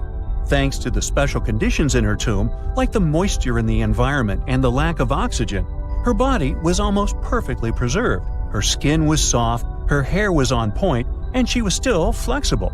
The museum that now proudly displays her mummy also shows a ton of fancy items that were buried with her, like dinnerware and musical instruments. Archaeologists investigated the mummy further and discovered that she passed away from a heart attack at around 50 years old. Even though it hasn't been around for over 2,000 years, Lady Di is still making history. The mummy of Otzi the Iceman was discovered in the Alps in 1991. Austrian authorities initially thought he was a modern mountaineer because he was so well preserved. Turns out, he was actually from the Copper Age. He was found in a mountain pass over 10,000 feet above sea level. Through studying his mummy, we've learned so much about life in Copper Age Europe. For example, we know that he was a native of Central Europe and enjoyed eating meat. He also suffered from arthritis, narrowing arteries, and intestinal problems. But he likely used acupuncture and medicinal herbs to treat these conditions. And apparently, he was pretty handy with tools. He sharpened them just days before his untimely demise. Who knows if he was expecting trouble or just getting ready for some routine work. Now, King Tut and his story is most likely the one that made all mummies famous. This pharaoh passed away at the young age of 19, more than 3,000 years ago, but his mummy is still one of the most well-known in the world.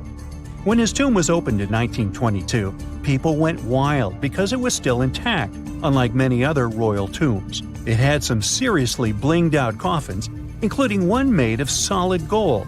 Not only did Tut's tomb give us a glimpse into ancient Egyptian history, but his mummy also taught us a lot about the time he lived in. DNA analysis helped identify his parents and revealed that the pharaoh had a rare bone disorder that might have made walking a bit tough. Now, Ginger is most likely one of the coolest mummies you'll ever hear about. He's like a time traveler from 5,000 years ago who's still looking fly with his golden hair and perfectly preserved nails. Ginger was discovered in Egypt and is believed to be the earliest known mummified body. Before people even knew about mummification, they used to place bodies in shallow graves in the hot, dry sand. And since the sand absorbed all the water, bacteria couldn't reproduce and the body was preserved naturally. Now, scientists are not sure if Ginger's preservation was intentional or not, but since he was buried with some pottery vessels, it's likely that whoever buried him knew some serious preservation techniques. If you want to meet Ginger in person, he's currently chilling at the British Museum. One Dutch art collector bought a statue from Asia and ended up finding a weird discovery. The statue contained a mummy hidden inside. Unfortunately, the body was too fragile to move, so they had to leave it there.